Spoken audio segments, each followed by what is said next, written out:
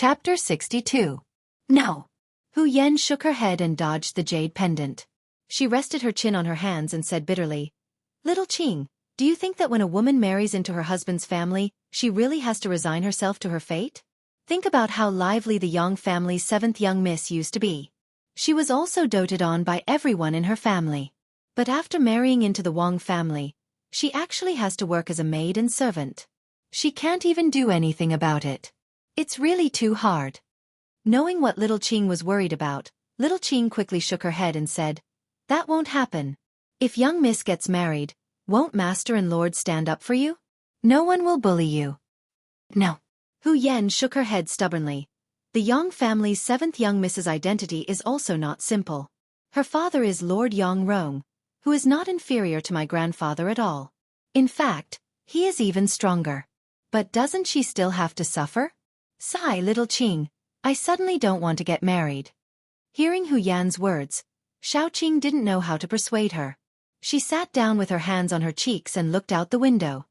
Women are destined to marry, and they have to give birth to children for those men. This is our fate. But life is also divided into good and bad. If you really marry someone like Wang Go, then wouldn't your life be ruined?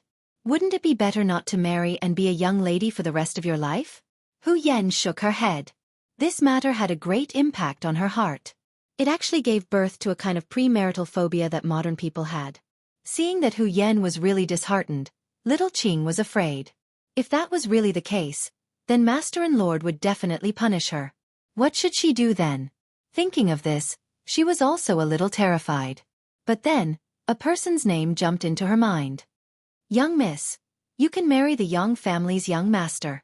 You see, for his sister's matter, he did not hesitate to break the law and beat someone to seek justice. This kind of man should be trustworthy. Marry the Yang family's sixth young master? Is he really worth entrusting your life to? At this moment, Hu Yan began to seriously consider this question. Red Light Street. It was located in the outer city of the capital, near the Chongwen Gate. At night, this place was brightly lit, and countless high officials and wealthy merchants could be seen here. The Ming dynasty had rules that forbade civil and military officials from sleeping at night or going to prostitutes. Every official who slept in a brothel would be flogged 60 times. The matchmaker would be reduced by 1 level, which meant that he would have to be flogged 60 times. Even the person who introduced him would have to be flogged. The sons and grandsons of officials were also punished with 60 strokes of the plank. There was once a commander of Guangdong's Hainan Guard, who came to the capital to stay there and prostitute. Shiju, Bengshi Wei Yuan Guard. It meant that the people with military positions were not allowed to sleep, prostitute, or marry the musicians of the musical house. Otherwise, they would be transferred to other guard stations. However, even if it was a punishment, he would still receive his salary. There was a song about a woman who did not know the sorrow of her country's destruction. She sang the flowers of the backyard across the river. Du Mu's 2 lines of poetry nailed the singers, including the prostitutes, onto the pillar of shame, as if they were born cheap. However, this was just a theory of femme fatale. Who did Xiangnu sing for? Wasn't it all for the meat-eaters who shouldered the rise and fall of the country? If there wasn't anything they wanted to hear, would the singers be so bored as to sing to the water? Sing to the trees? Sing to the wind? To put it bluntly, these poor women were just scapegoats for the incapable and unprincipled men. In this regard, Yang Qindong's view was indeed different from other people's. In his view, existence was reasonable. Just like prostitutes, they had never stopped since ancient times. Just like when the Republic was first established, they disappeared under a serious blow. But didn't they reappear as soon as the economy developed? This was originally a demand. Since there was a demand, there should be a response. As long as it was used well, it could also reduce some crimes. Of course, it should be regulated, such as paying taxes, having regular physical examinations to ensure safety, and so on. Of course, with Yang Qindong's current status, it was impossible for him to bring up these things. That would be looking for trouble. The red light district was different from the ordinary willow alleys. The legal control here was much weaker. Most of the people here had skills, and most of them sold their skills instead of their bodies. Unless they really liked each other, it was another matter. Because of this, there was no need to be so afraid of officials appearing here. Tonight, Yang Chendong came here with a mentality of looking around, and at the same time, looking for talents. As the saying goes, every profession has its own master. What did this master refer to? Of course it was talent. Just like those female celebrities in the future, there were good ones and clean ones, but what kind of state most of them were in, only they themselves knew. In fact, deep down they didn't want to become that kind of person, but in the big picture, what could they do? If they weren't taken, there was no show to take. In this way, everyone else was popular like this, and the successors didn't matter. But it was undeniable that no matter how they became popular, they had a certain level of ability and could be considered talents. On the way here from the Yang family village, Yang Chendong had already heard from his fourth brother that there were two very famous courtesans in the red light district. They were famous for their skills and were the guests of many distinguished people. Most importantly, they really sold their skills instead of their bodies. To be able to persist in this kind of environment made Yang Chendong admire them very much. The first place he came today was called Jiu Yifang. As everyone knew, the ancients said that there were 6 arts: etiquette, music, archery, Imperial, calligraphy, and mathematics. It was rumored that the courtesan, Lady Xiang, had 9 arts, especially dancing. Her figure had made many men forget to go home and forget to eat. Just like what his fourth brother said, Lady Xiang was born with a strange fragrance that made people intoxicated. Just by getting close to her, it could make people's thoughts run wild. It was indescribably beautiful. Regarding this, Yang Chendong believed. In the future, he would often hear people saying that a certain person had a body fragrance. This wasn't surprising. It was just that her sweat had a special smell that made people smell fragrant. Even though he had heard of it, he had been busy completing all kinds of missions back then and had never come into contact with such a woman. Now that he had the opportunity, he wanted to experience it. Yang was originally a profligate son. Naturally, he would come to places like Jiu Yifang often. However, because he didn't have a lot of money, he didn't feel satisfied every time he spent there. Thus, he didn't leave a deep impression on others. Now that his 6th brother was paying by his side, Yang's face was filled with excitement. Tonight, it was time for him to show off. It was also time for him to spend lavishly. The carriage arrived at the entrance of Jiu Yifang. After the carriage stopped, Yang excitedly lifted the curtains and went out. Taking this opportunity, Yang Chendong noticed that the entrance of Jiu Yifang was close to 3 zhang wide. It showed how deep the foundation of this place was. At that time, how was a person's ability? It could be seen from the width of the entrance. This was the first impression that Yang Chendong had. After alighting from the carriage, Tiger's Mane and Beta Persei were left behind. Yang San and Yang Si, who were driving the carriage, stayed behind to observe who was coming and going. With the help of his brothers, Yang Chendong, who was also wearing green clothes, walked into the main Jiu Yifang with a folding fan in his hand. As soon as they entered the gate, a manservant came to greet them and lead the way. After walking for another 20 steps, they arrived in front of a large courtyard that was 2 stories high. They hadn't even entered the courtyard yet. Before they even entered, they could already hear the chatter of orioles. "Oh, isn't this Master Xianxia?" A well-dressed woman in her 30s was welcoming guests at the door. When she saw Yang, she recognized his identity at a glance. She immediately pretended to be surprised and shouted. Then, a fragrance wafted into Yang's nose and she rushed over just like that. Ha ha! When Yang saw this scene, he first looked up to the sky and laughed. Then, he naturally allowed the woman to rush in front of him and hold his arm. Casually, he put 5 taels of silver into the woman's wrist. Then he asked naturally, "Is Lady Xiang here?" Yang had never been so generous in the past when he gave out 5 taels of silver. As a result, the woman in charge of welcoming the guests had a happy expression on her face. She said in a coquettish voice, "Fourth Master Yang's luck is good. Tonight, Lady Xiang will play a song. I'm afraid it will start soon." "Is that so? That's good. Just let someone lead the way." Yang smiled and nodded. Then, he touched the woman's chin and laughed loudly as he entered the courtyard. At this time, another maid came forward with a lantern and led Xianxia and the others into the courtyard. As Yang Chendong walked, he said to Yang Chendong, who was following beside him, "That was the receptionist just now. She is a female artist who is no longer popular. In fact, when they were young they had some fame. However, now that they are old, they can no longer dance, sing or play. Moreover, they were born lowly and had nowhere else to go. Thus, they decided to do this kind of business. Speaking of which, they are quite pitiful. Because of this, when the guests have the ability to take care of them, they will usually be given some silver. As if he was afraid that his sixth brother would blame him for giving out 5 taels of silver, Yang explained. It's fine. Fourth brother can do as you see fit. The silver is not a problem. Yang Chendong smiled and shook his head. To him, 5 taels of silver was really nothing. If Gao Xiong and the others went out to rob, who knew how many 5 taels of silver would come into his account? Seeing Yang Chendong's indifferent expression, Yang's heart was filled with confidence. He then said to the young girl who was leading the way, "This prince is not lacking in money. Find a good place. This is your reward." As he spoke, 2 taels of silver were handed over. "Thank you for the reward. This servant will lead you to the best place." Seeing how generous the reward was to her, the maidservant's face was filled with joy, and she became even more attentive as she led the way. The courtyard was brightly lit. Who knew how many candles and lanterns were lit? Just this alone would not be a small expense. Of course, the guests who could come here all had a small amount of money. They could casually give out enough to cover the expenses.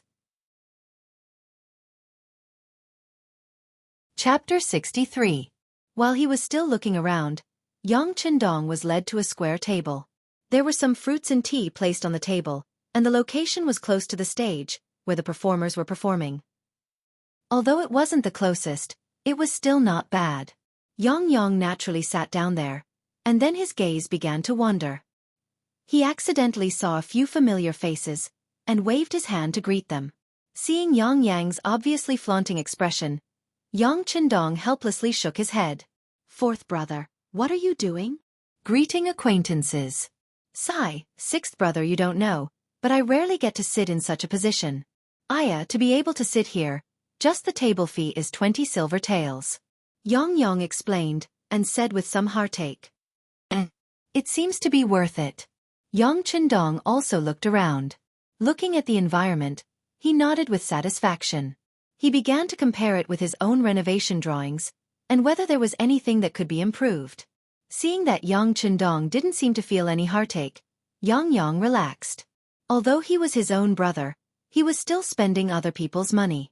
It was impossible to say that he didn't feel guilty at all. He felt that he was putting on a show. In order to show that he was here, and mainly to not feel guilty in front of sixth brother, he carefully pointed at the 2 tables closer to the stage and said, "Sixth brother, do you see the people at those 2 tables?" Yang Chendong's gaze moved. In his line of sight, there were 2 young people in their 20s sitting at the 2 tables. They were dressed in brocade and satin, and had arrogant expressions. It seemed that they didn't care about anything.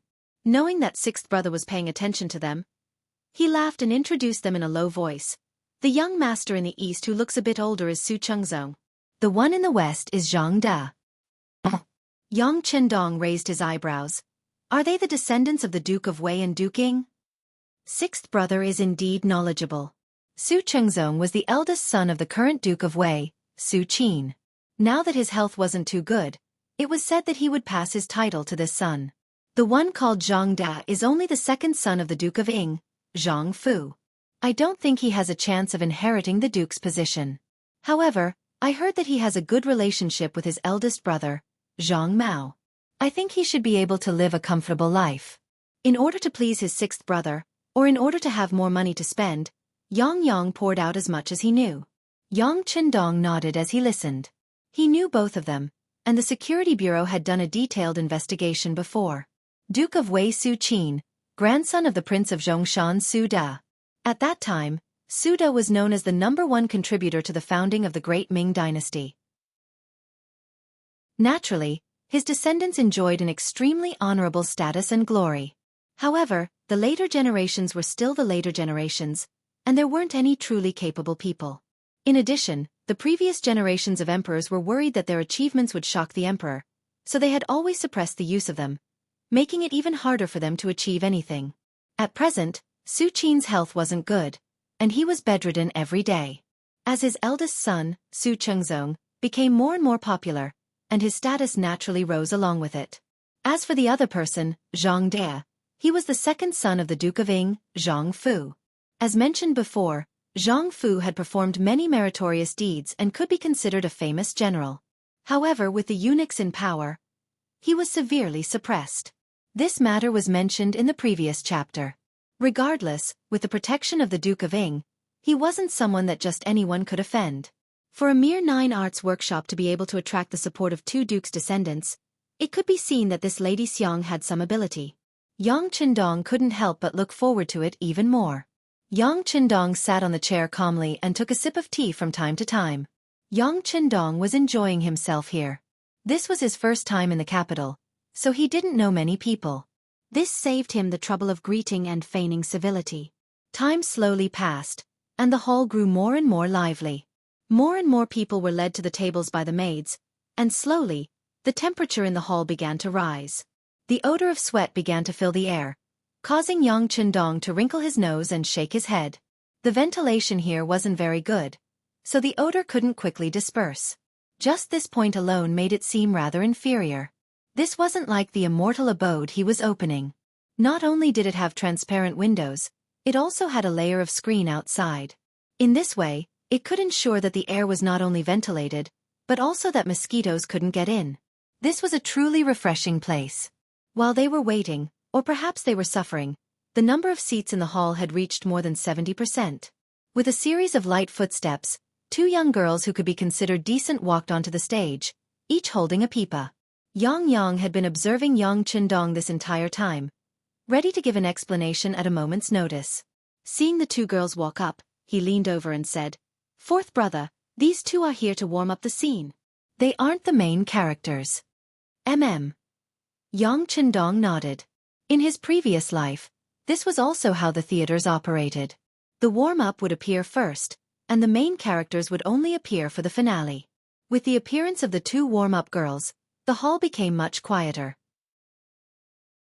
The 2 girls bowed, and then the 2 girls holding the pipas slowly opened their cherry mouths and began to sing. Red dragonflies fly on the branches of the green poplar. When the spiders see him, they spread their webs, gazing at him with infatuation. Spiders, don't look at me. I advise you not to think too much about this trap. Even if you exhaust your mind, it's just that your webs won't catch up. The style of the song was very slow, and it often took half a day to sing a single line. It was very similar to the Kuan opera of his previous life. This was also a famous song with dragonflies at that time. Some people even nodded and shook their heads in appreciation, as if they were reciting the 4 books and 5 classics. But regardless of what others thought, Yang Qindong looked as if he was about to fall asleep. He was obviously used to the pop music of his previous life, and he really couldn't appreciate the song in front of him. The song lasted for nearly an hour. Under someone's praise, Yang Qindong, who was about to fall asleep, was awakened. When he raised his head, the 2 girls had already bowed and left. In their place was a beautiful woman in her 30s. From Yang Qindong's position, he could see a trace of melancholy in the corner of the woman's eyes. He guessed that it must be a kind of accumulation of life. It was impossible to say that she didn't have any grievances after spending so many years in the entertainment industry. On the contrary, all kinds of people had to be welcomed with a smile, and all kinds of people could make you unhappy. But since she was doing business, she could only welcome them with a smile. After a long time, this melancholy naturally merged with her soul. Fourth brother, this person is the head procuress here, Chuaner.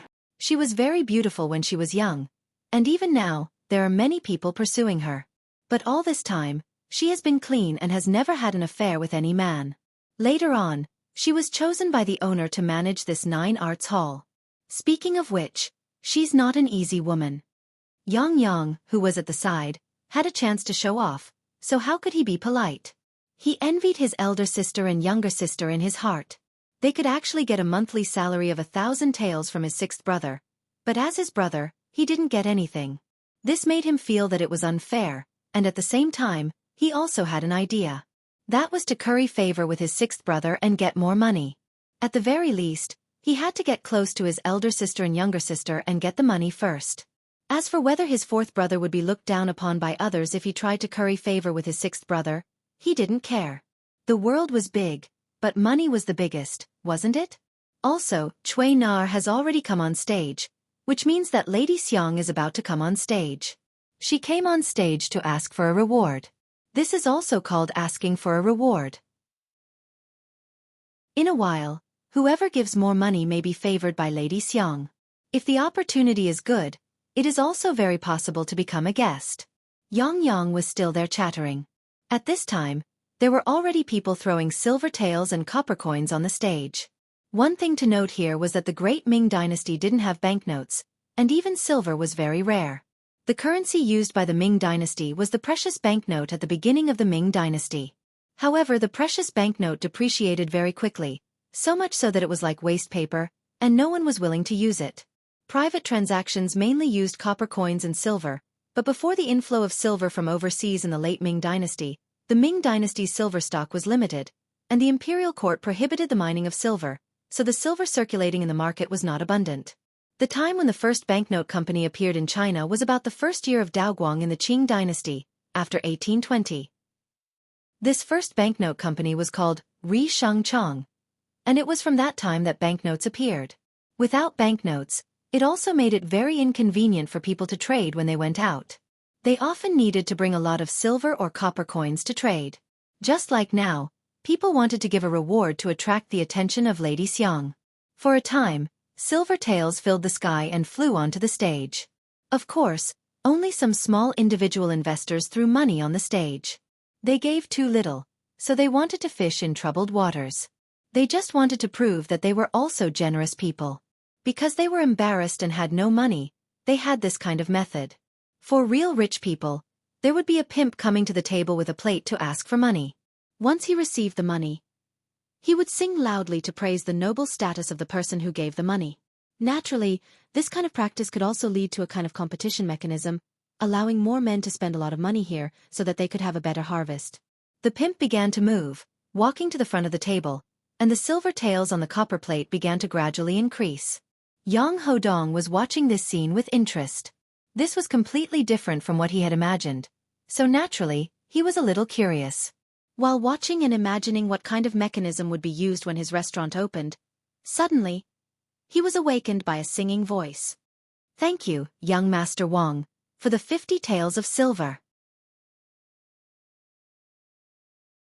Chapter 64.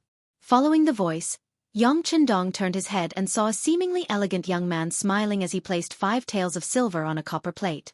His gaze drifted around as if he was showing off his height, wealth, and handsomeness to others. Sixth brother, only those who tip over 50 taels of silver will be praised and remembered by Lady Xiang. How much should we tip? Noticing that Yang Chendong seemed to be moved, fourth brother Yang hurriedly added fuel to the fire. In any case, it was Yang Chendong's money. Even if he didn't tip Lady Xiang, he might not necessarily give it to him. Since that was the case, it was better to tip more. In that case, he would naturally be in the limelight. "Oh, is there such a saying?" Yang Chendong smiled when he heard this. Then, he raised his index finger toward Tiger Mane who was standing behind him. 100 taels? Sixth brother is bold. Yang thought that he understood. Looking at the gesture, he chuckled. Then, he sat down and waited for the turtle slave to come to his table so that he could show off. The turtle slave shouted and sang. Then, he handed the 10 taels of silver on the copper plate and some money from the other people to the little turtle slave behind him. Then, he walked to another table. However, it seemed that his good luck had run out. Or perhaps, most of the people who came today were embarrassed. In short, he didn't drink or sing. When he came to Yang Chendong's table, the turtle slave first lowered his head to show respect. Then, his gaze landed on the table of the 2 high dukes' descendants not far away. To be able to be a turtle slave who came to collect money, he had to have some status. Moreover, he had to have good eyesight. What kind of person could tip how much money?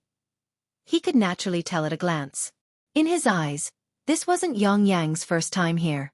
This was the first time he had sat in such a good position. However, he was afraid that this was the extent of his ability. Perhaps there would be some money, but it definitely wouldn't be too much. Otherwise, he would have sat in the main seat where the 2 high dukes were sitting. Yang already knew the result, so he had been waiting for the arrival of the pimp so that he could perform well. When he saw that the other party didn't even look at him, he couldn't help but sneer. Then, he imitated Yang Chendong and nodded to Tiger's Mane behind him and said, "Reward." Tiger's Mane wouldn't listen to Yang, even if it was his fourth young master. However, with Yang Chendong's previous order, when he heard the word reward, he obediently untied the bundle on his body, took out some silver and placed it on the copper plate. Compared to young Master Wang's reward just now, the silver coins this time were all 20 taels per ingot.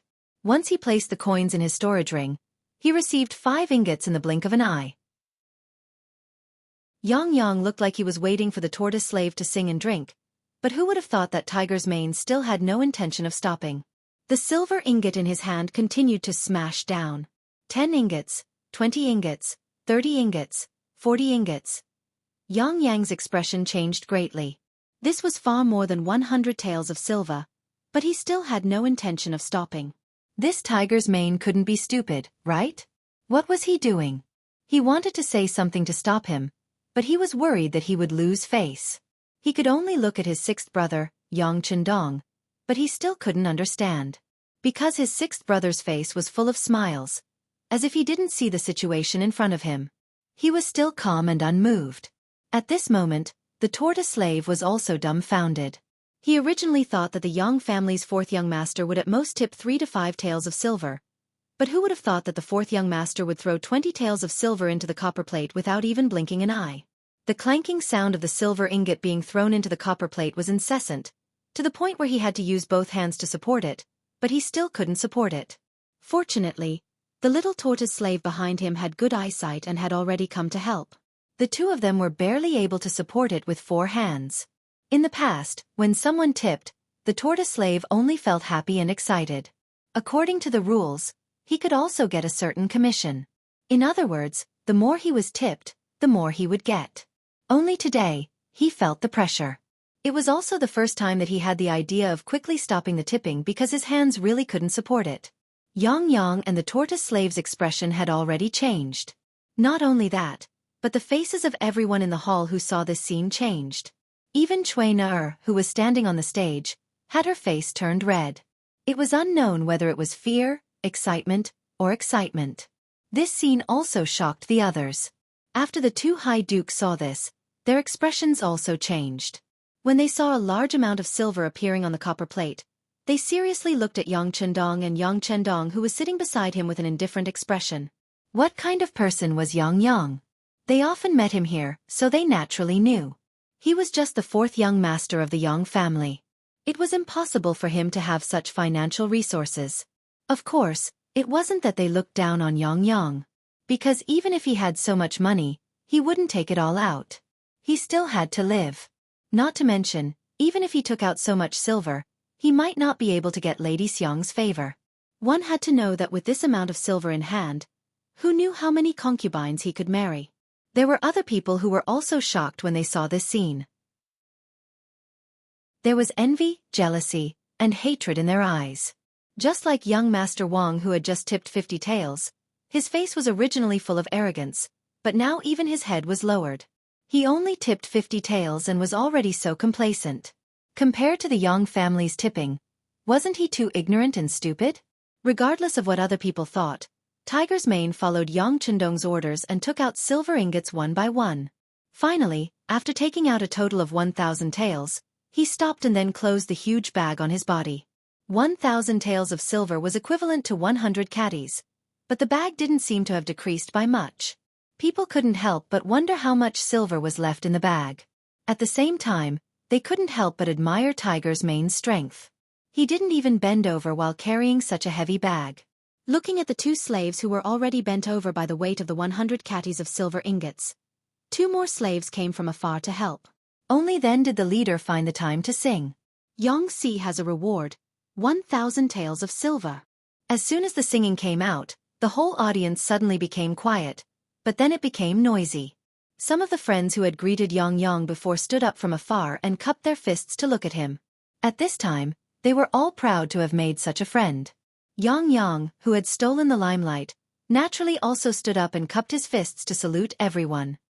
His big mouth almost reached the back of his ears, and there was no need to mention how happy he was. This was definitely the day he was proudest of in his life. At this moment, he felt as if he had reached the peak of his life, and his status seemed to have been raised by a lot. But what he didn't know was that those who were smart didn't even look at him, but at Yang Qindong, who was sitting at the side. There were even smarter people who had already guessed the identity of this person. The tortoise lowered its head so low that it almost reached its waist. Then it bent its head and bowed. It wasn't that there were no people who had tipped 1,000 taels of silver in the past, but they could be counted with one hand. Moreover, the last time was a long time ago. At least, this was the first time he had been tipped as a slave. One could imagine how excited he was. When he thought of the commission he could get, he was so happy that he couldn't close his mouth. Turtle's mane finally left and went to another table.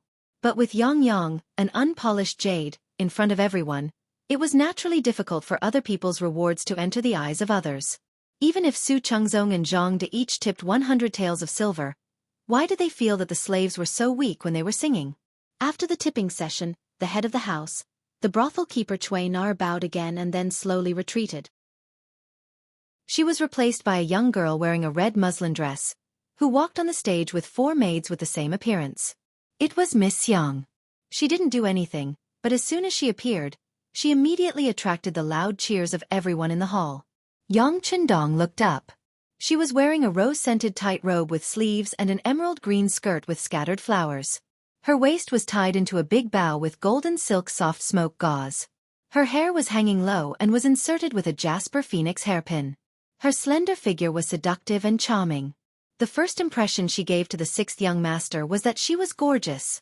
This kind of person was described by the phrase, gorgeous and indescribable. She was very similar to the young Hong Kong actress Guan Zhilin, who gave people a sense of seduction, eroticism, and temperament. When Yang Qindong looked at her, Miss Xiang also looked at him. At that moment their eyes met. At this moment, the 6th young master felt that his heart seemed to beat a few more times. 6th brother, she's looking at me. She's looking at me. This beautiful feeling was quickly disrupted by 4th brother Yang Qindong. He looked like a pig, and his saliva was about to flow out. He kept pulling Yang Qindong's sleeve and kept repeating it. Yang Qindong's thoughts instantly returned to normal. Then, the corners of his mouth curled into a faint smile. He already knew that Miss Xiang was powerful. She could easily seduce people's souls. Often, with just a look, she could make a man lose control of himself. As soon as Miss Xiang appeared, the scene suddenly became a little crazy. Everyone's eyes were like a rain of arrows, flying directly toward the stage. Miss Xiang seemed to be used to this. She still did her own thing. First, she bowed apologetically. Then, a wooden table and a guqin appeared in front of her. Her jade-white hands gently moved forward and landed on the strings of the guqin. Then, a soul-stirring sound of the guqin was heard. In an instant, the whole place quieted down. This was the strength of the courtesan queen. She could suppress the stage in an instant and play a role in suppressing the audience. Following which, her jade-like hands continued to stroke the guqin. Beautiful melodies echoed out and entered people's ears, causing them to feel relaxed and happy. Chapter 65. As her jade-like hands gently plucked the strings, her slender fingers quickly played on the strings. The sound of the zither was sharp and high-spirited, but not abrupt. It was like countless fierce horses galloping fiercely. Yang Qindong was also moved by this beautiful music. At this moment, the sound of the zither in his ears was both high and low. It was deep, gentle, and passionate. Just as the 6th young master was immersed in it, the sound of the zither suddenly changed and turned into a charming tenderness. Lady Xiang finally opened her mouth and slowly said, "Make an appointment with your lover, agree to finish the renovation of the peony platform and peony field when the flower blooms, wait for the flower to germinate, and deliver it. It's almost the Qingming festival, and the head of the flower is not growing. Thinking of last year's flower, is about to bloom. Why is it so late this year?" This was a very famous song in the Ming dynasty, Blooming Flowers.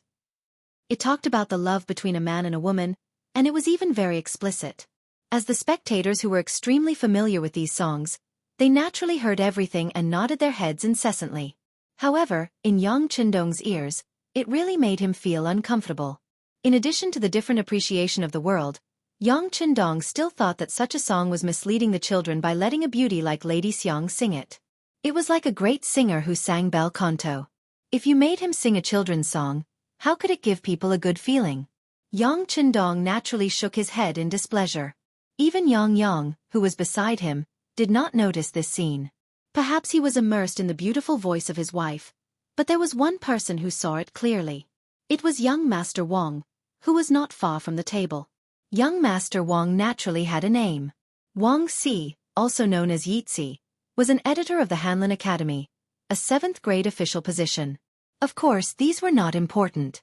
He had a more important identity, which was the eldest grandson of Wang Ji, the minister of the Ministry of Personnel.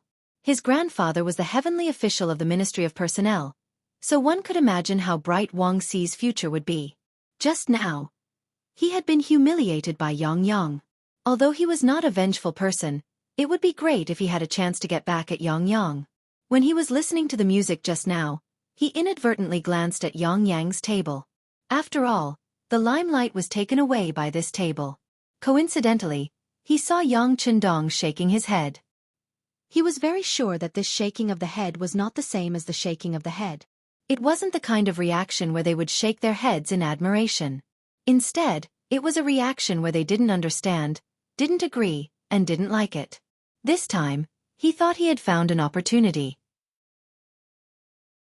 Ignoring Lady Xiang, who was still singing, he suddenly stood up from his seat, pointed to Yang's table, and asked loudly, "Brother, why are you shaking your head? Do you dislike Lady Xiang's singing?" Originally, everyone was immersed in the beautiful music. Suddenly being interrupted, and such a loud voice at that, everyone woke up from their state of enjoyment. However, when they saw that the person who flew into a rage was Wang Si, many people immediately stopped thinking about scolding him. Lady Xiang was immersed in singing and was suddenly interrupted, so she was displeased. However, when she saw that it was Wang Si, she knew that she couldn't afford to offend him. However, since she was on the stage, she naturally had to stand up and give her greetings. Then, with a voice as pleasant as an oriole's, she said, "Young Master Wang, I'm really sorry. Lady Xiang, this has nothing to do with you. I'm talking about the person who was dissatisfied with the music. Hey, I'm talking about you. Since you have the guts to shake your head, why don't you have the courage to stand up?" Wang Si interrupted Lady Xiang. If it were any other time, he would probably be very happy that this woman took the initiative to talk to him. However, he was angry now, and he was complaining about the injustice for the goddess in his heart. Naturally, he wouldn't answer more questions. The spearhead was pointed at Yang Qindong. From the moment Wang Si shouted, Yang Qindong knew that he was referring to someone, and the person he was referring to was him. Originally, he shook his head because he wasn't used to the music of this era. In addition, he felt that with Lady Xiang's condition, singing such a song was really uncultured and beneath his status. However, he didn't expect that he would be discovered and pointed out on the spot. His fourth brother, Yang, had already mentioned Wang Si's identity. He was the eldest grandson of the Minister of Personnel, Wang Ji. With such an identity, it was natural for him to be full of confidence and arrogance. Of course, this was only in the eyes of others. In Yang Qindong's eyes, it was nothing more than a fleeting cloud. Not to mention Wang Si, even if his biological grandfather Wang Ji was here, Yang Qindong would do what he should do. He would never let himself be wronged because of the other party's identity and let others criticize him. Therefore, after glancing at Wang Si, he chuckled and said, "What's wrong? Could it be that there's a rule that the listener can only praise the song and can't have other opinions?" Wang Si was speechless. How could there be a rule that required the listener to listen to the song? This was a pastime, and one could just follow one's mood. However, although there was no rule, the person performing on the stage was Lady Xiang. She was the person that Wang Si had been thinking about day and night. If it wasn't for her background, he would have begged his grandfather to take her as a concubine. However, the top courtesan was also a lowly person. Based on this rule, she could never enter the Wang family. As the saying goes, the best is what you can't get. It was precisely because he couldn't get her that Wang Si felt the benefits of Lady Xiang.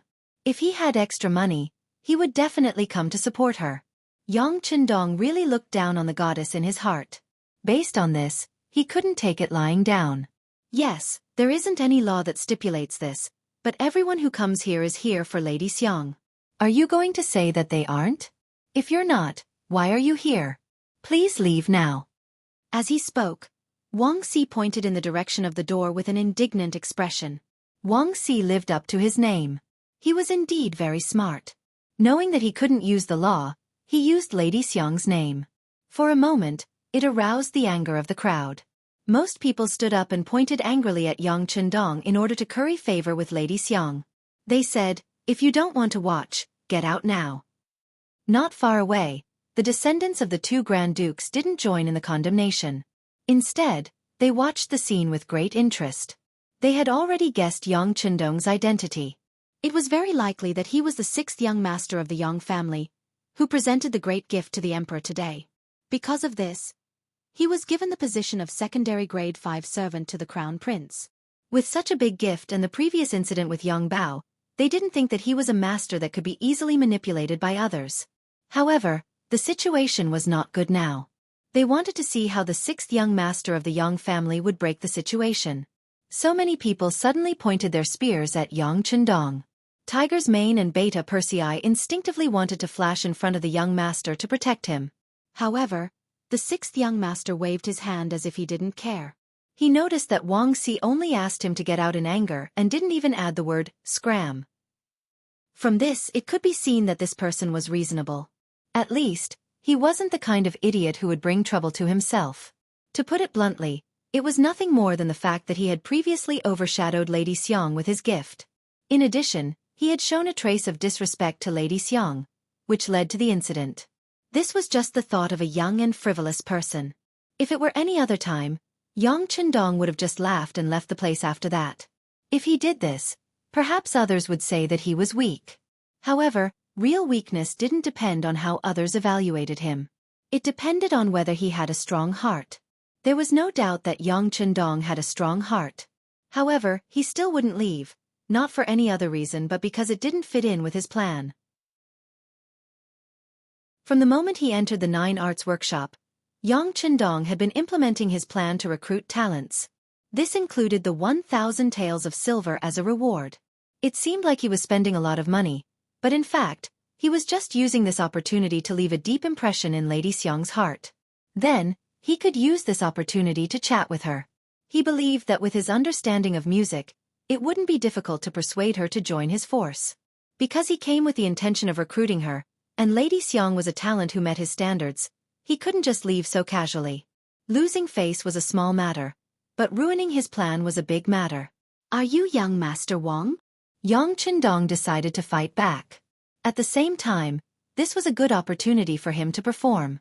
As long as there was an opportunity, he would grasp it tightly. "Yes." Wang Si saw that Yang Chendong wasn't displeased by his words at all.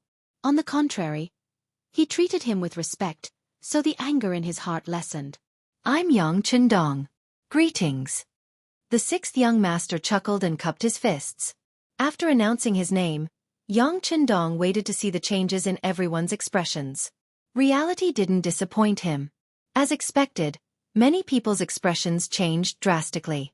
Regardless of whether it was Yang Bao or today's auspicious item, potato, they were enough to make him famous. He wasn't a nobody. As the saying went, a person's name was like a tree's shadow. After his name was announced, many people's attitudes changed. After knowing that he was the founder of Yang Bao, the author of the books Condor Shooting and Xiao Li's Flying Dagger, and that he was a fifth-rank official, many people who thought they weren't strong enough quickly shut their mouths. This was the reality. When someone's strength was much stronger than yours, it was another matter whether you still wanted to find trouble with them. This could be said to be selfish, but it was also human nature. Besides, it was true that they were here to see Madame Shui, but they wouldn't offend a young fifth-grade official for such a trivial matter, let alone for such a woman. After his name was announced, many people suddenly shut their mouths and returned to their seats. They were completely different from the people who had been heckling just now. Chapter 66. Wang Si frowned slightly when the situation changed. Then, he quickly adjusted his mentality and sneered, "What's wrong? Yang Jima, are you trying to oppress me with your power?" No, I just want to announce my name so that everyone can criticize me better." Yang Chendong smiled and waved his hand. Then he changed the topic and asked. Young master shook his head because he felt that such a song was not suitable for Miss Xiang to sing. The song was too bitter, so he shook his head. I didn't expect young master Wang to see it. Hee, it's embarrassing. Wang Xi took the initiative to say that he shook his head. It showed that he did not look down on Miss Xiang, but it was because the song was not suitable. In this way, it immediately attracted Miss Xiang's gratitude on the stage.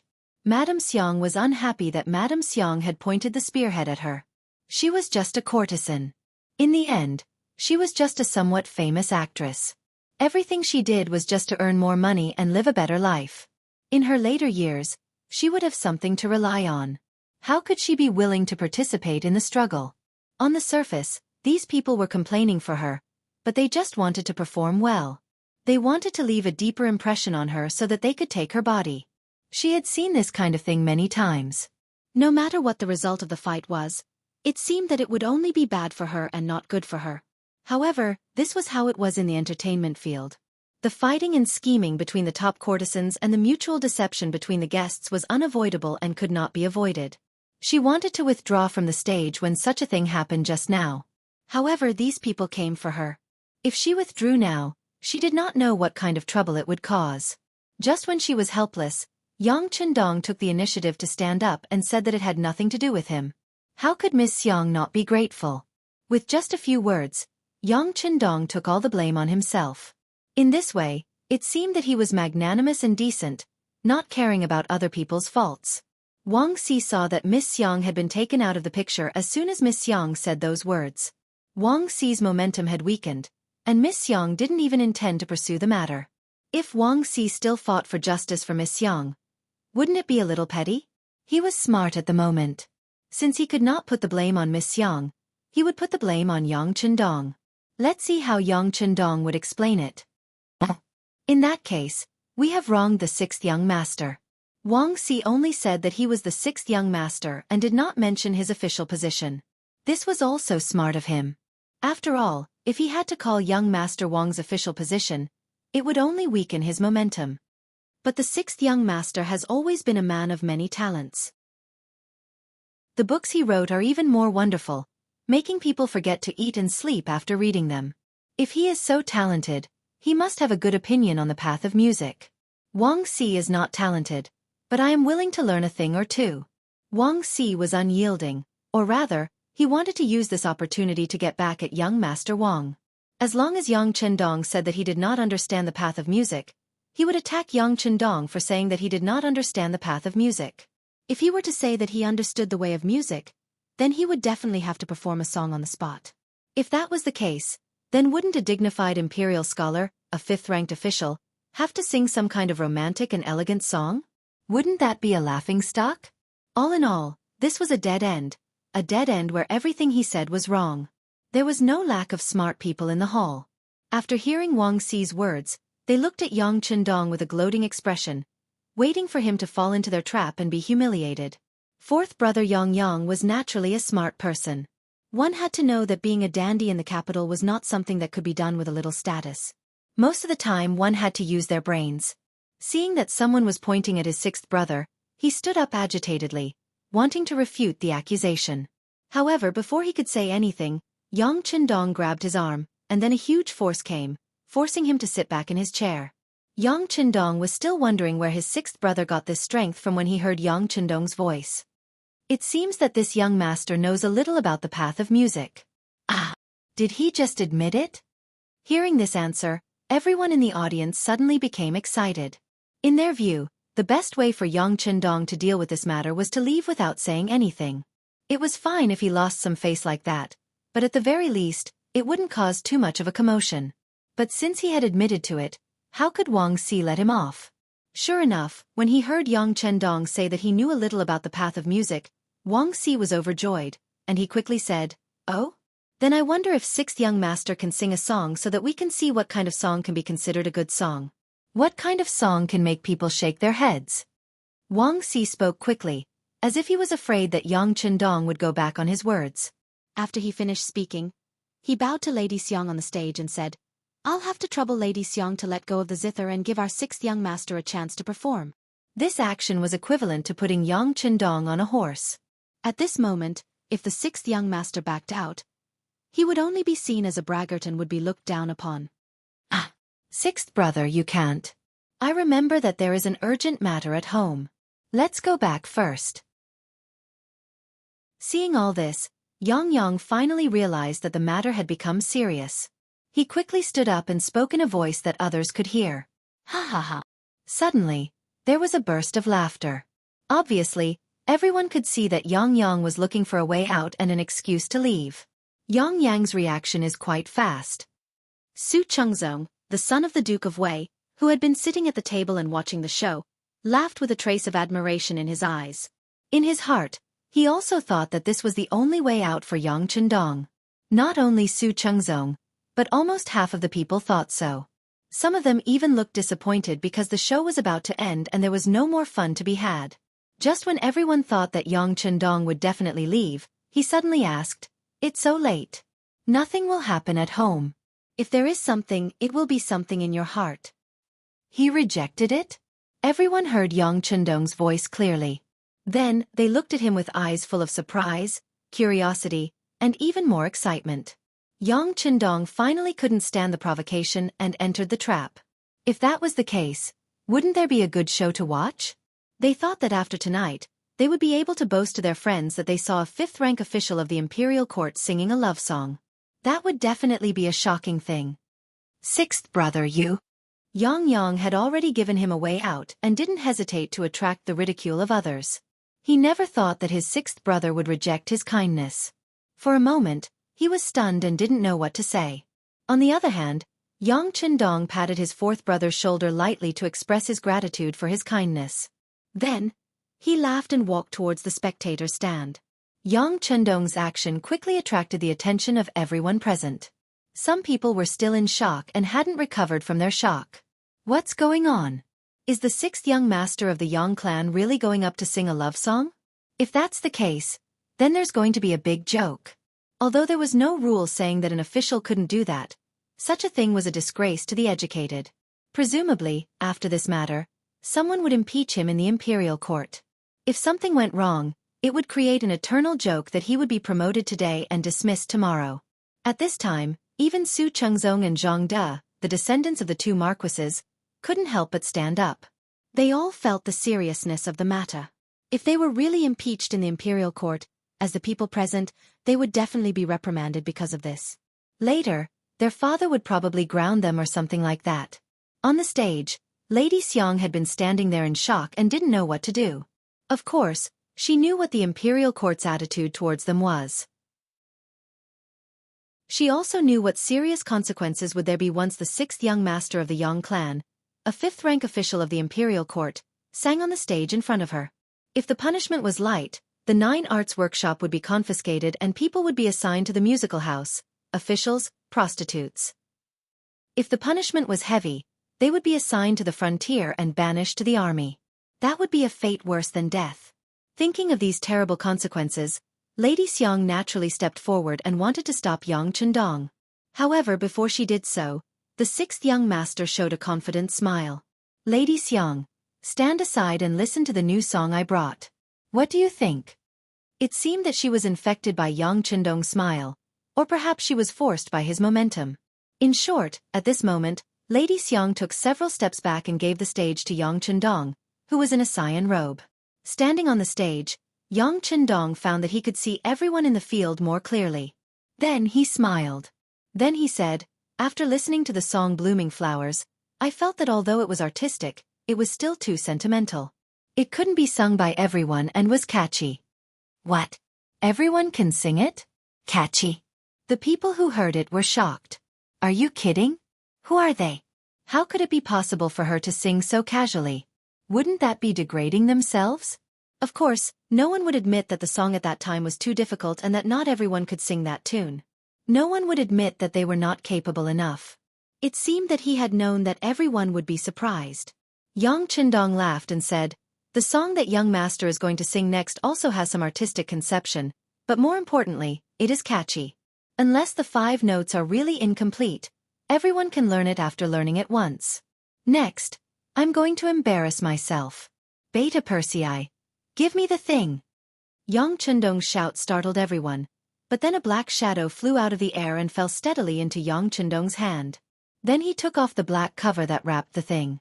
Suddenly, something that looked like a pipa but was not a pipa fell into everyone's sight. Yang Chundong carried it on his body. Chapter 67. It was a guitar, and it was also a modern product. It was something from Yang Chundong's dormitory, and it appeared here together with Datsong. As mentioned before, Yang Chundong would act as anyone in order to complete various tasks. He once learned vocal music to get in touch with his target. Now was the time for him to put on a good show.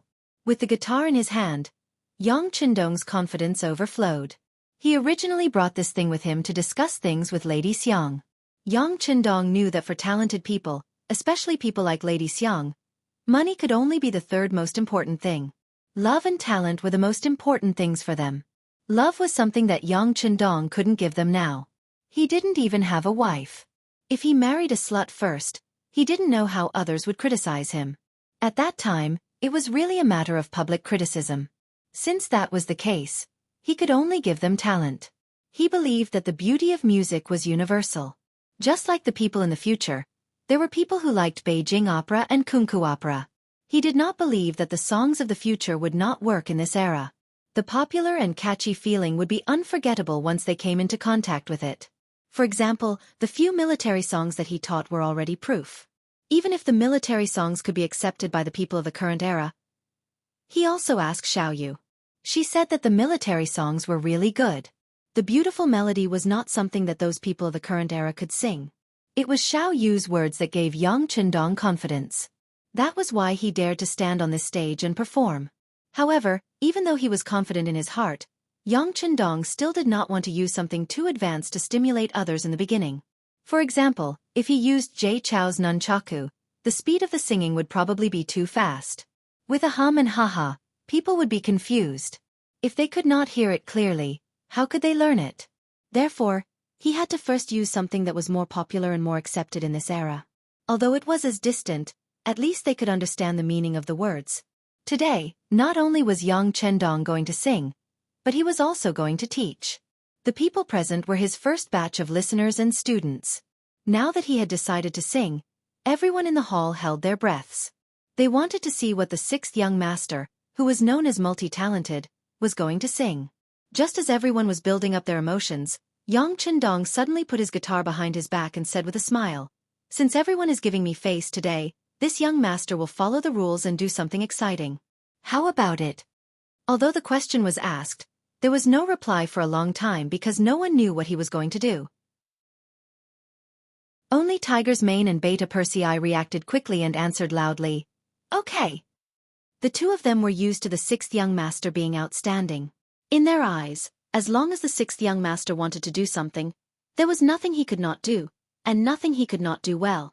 Singing was naturally the same. For example, weren't those military songs from the sixth young master's mouth? Now that they all knew how to sing, everyone said that it was good. Ha. Seeing that there were only two people supporting him, Yang Chundong did not care. Instead, his body first relaxed, then tensed up. He immediately took out his singing skills, and then a loud and clear voice came out from his mouth. "That day, Grandpa took me to see Beijing opera. I saw a lot of big faces on the stage. Red, white, yellow, green, blue, grinning and staring. They sang and shouted at the same time. Wow, wow, wow, wow, wow, wow, wow, it was like thunder chattering in my ears." His opening speech had shocked everyone. That clear voice, without any hesitation, knocked on their hearts like a hammer, making them feel carefree for no reason. The blue-faced Doer Dun stole the horse, the red-faced Guangong fought Xianxia, the yellow-faced Dian Wei, the white-faced Chao Chao, the black-faced Zhang Fei, called Cha-Cha. Suddenly the climax began, which was the easiest part for people to learn to sing. As soon as the lyrics came out, many people became serious and even excited. At this moment, Su Chengzong and Zhang De opened their mouths wide. Wang Si, who was looking for fault, also opened his mouth wide, showing an expression of disbelief. The whole hall was also very quiet, and only Yang Chundong's loud voice was still surging out.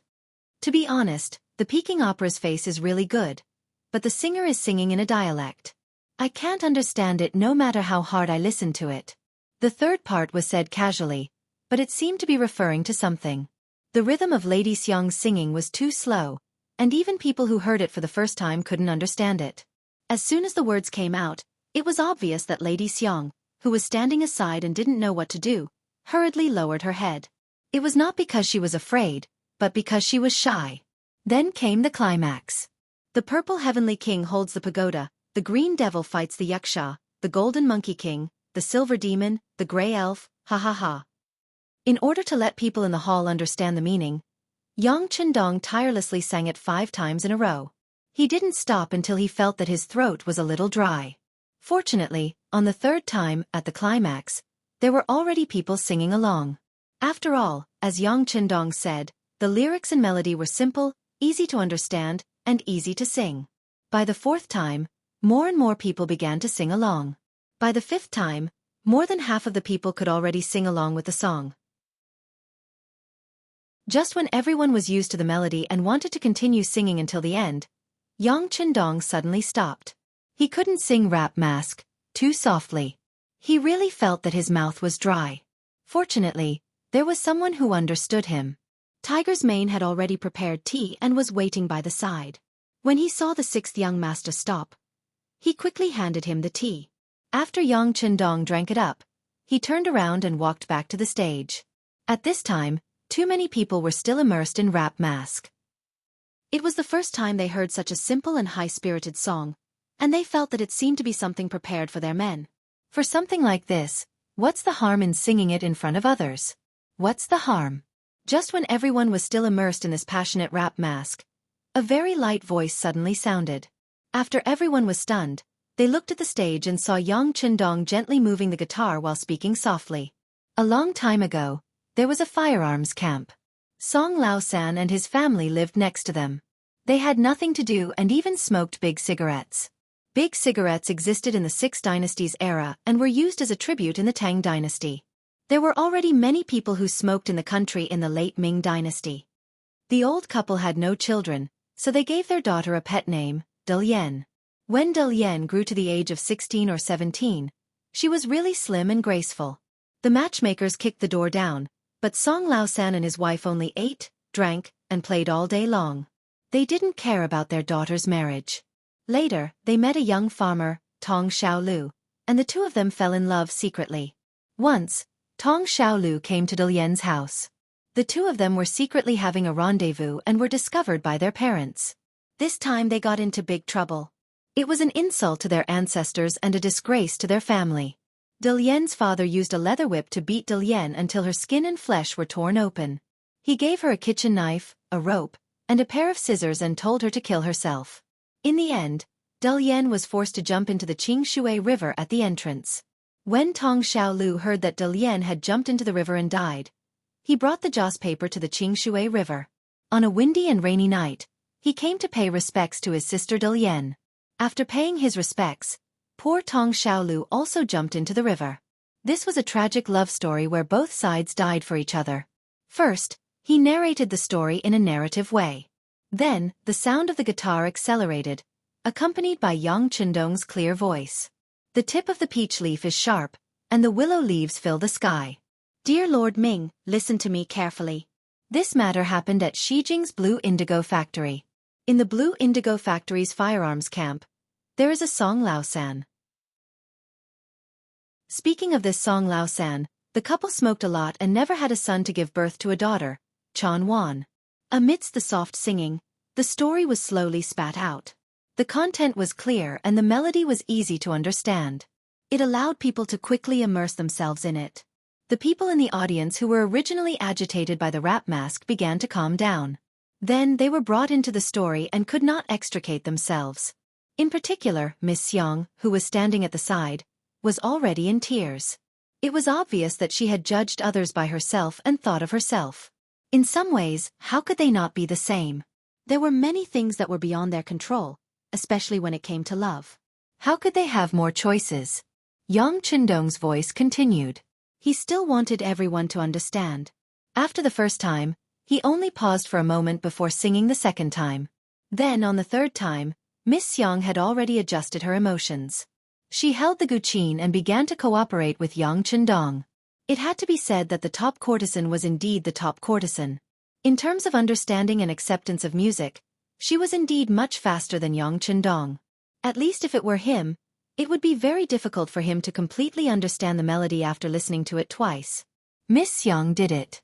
Not only that, but because the lyrics were easy to understand, she even began to sing along.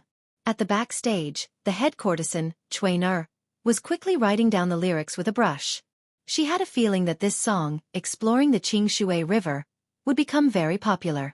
If the Nine Arts Workshop could be the first to sing it, it would definitely be very popular.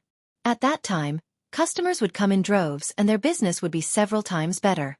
They would even be able to get more money when they tipped people. Of course, this was based on the sixth young master's authorization. This time, he sang it 4 times. When he saw that Miss Xiang was almost done, Yang Chendong laughed and stopped playing the guqin. He stood up and looked at Wang Si, who still looked like he wanted to continue. "Young Master Wang, what do you think of my song?"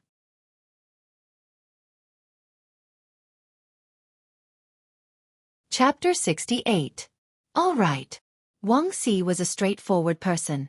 He stood up immediately.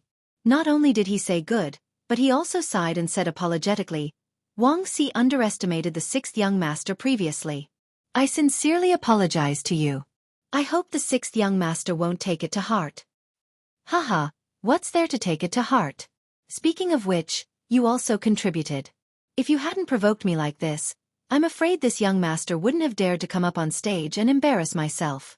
Yang Chendong laughed without the slightest hint of blame. Wang Si was also a clever person. He smiled and said, "Then we won't have the good fortune to enjoy such beautiful music, right? Ha ha ha." Immediately, the two of them smiled at each other and the enmity between them disappeared. The others immediately applauded. Affected by the atmosphere, Duke Wei's son, Su Qingzong also stood up. He was obviously older than Yang Chendong, but he still cupped his fists and said, "Sixth young master, Su Qingzong rarely admires people. You are one of them. Greetings." "Greetings, eldest young master Su." Yang Chendong didn't expect Su Qingzong to stand up at this time. This was the descendant of Duke Wei and would be the next Duke Wei. He didn't dare to slight him and cupped his fists to return the greeting. On the other side, Duke Ing Zhongfu's second son, Zhang De, also stood up and cupped his fists. "Sixth young master, your performance and music are indeed easy to understand and catchy.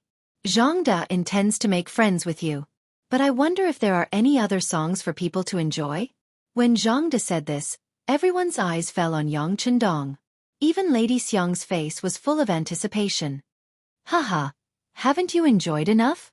Yang Chendong laughed heartily. He thought that he had to strike while the iron was hot. While these people were still able to accept the new music, he should release some more. Immediately, he nodded heavily. "All right, since that's the case, second young master Zhang also said that we should make friends. Since that's the case, I'll give everyone a song called Friends." With a smile, Yang Chendong picked up the guitar on his body and began to play it gently. "All these years, I've been alone. The wind has passed, the rain has gone, I've cried, I've made mistakes, but I still remember what I've persevered for. Only when I've truly loved someone will I understand that I'll be lonely. I'll look back, I'll have dreams, I'll have you in my heart." A seemingly peaceful piece of music poured out the bits and pieces of a person's growth process.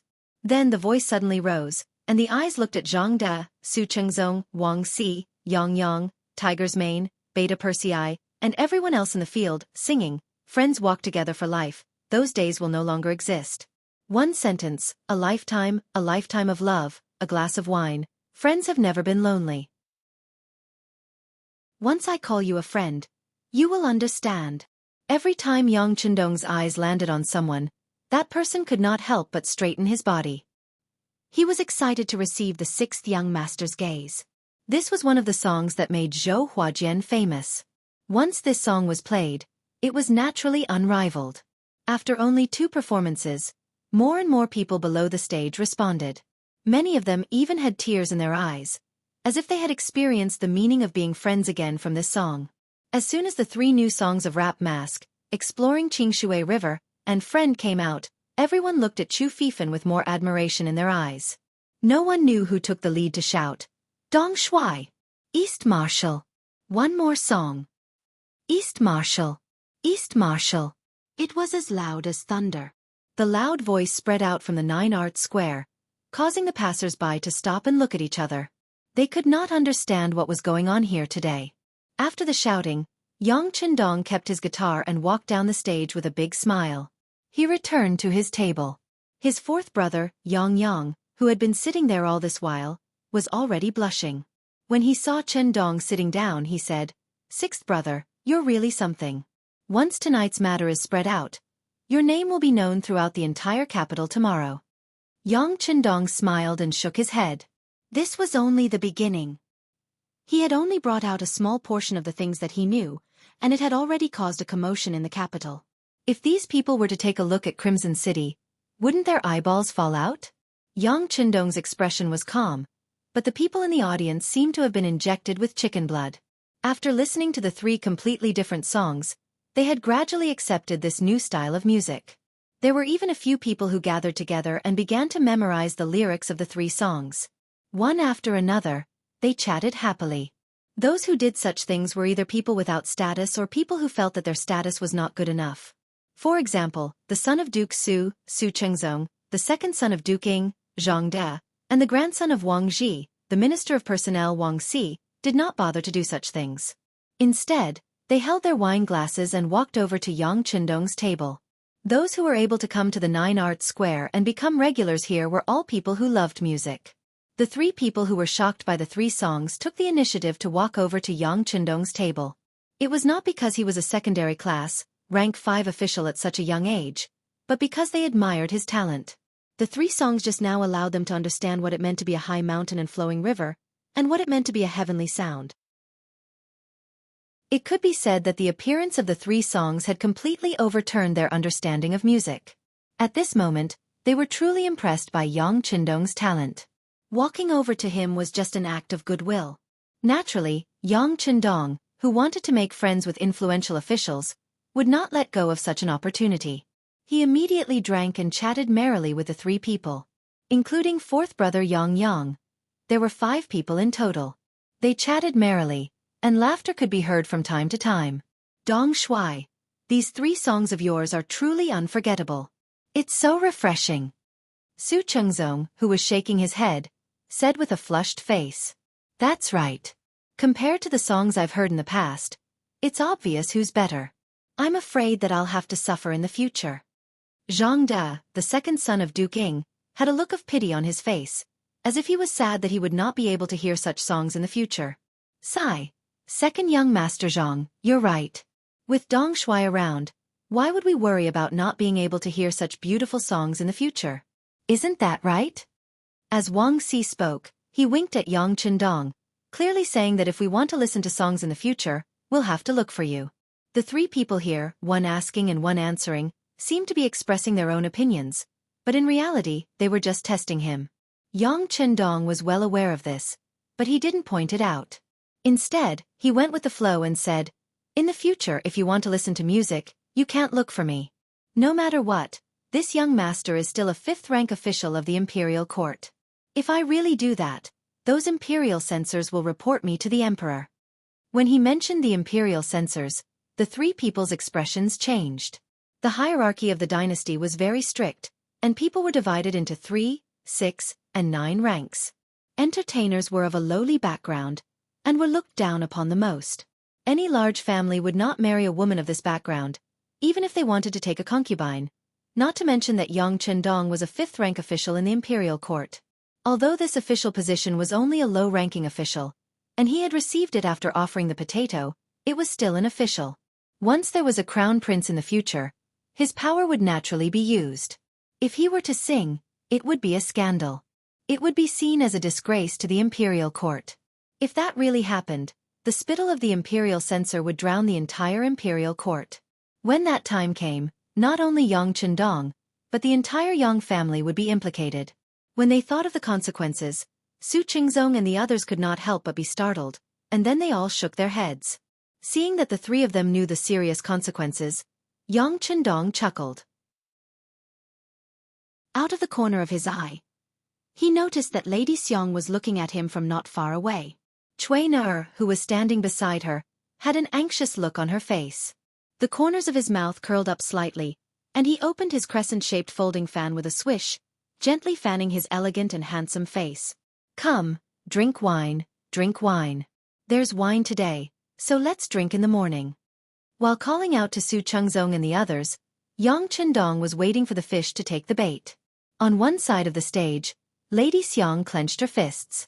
Because she was using too much strength, her slender fingers were starting to turn white. However, she did not care at all. Her gaze was fixed in the direction of Yang Chendong. She pursed her lips and did not speak. She was not as calm as before. Beside Lady Xiang, the middle-aged but still charming Cui Na was chattering endlessly. Xiang, do you really plan to take the sixth young master as your master?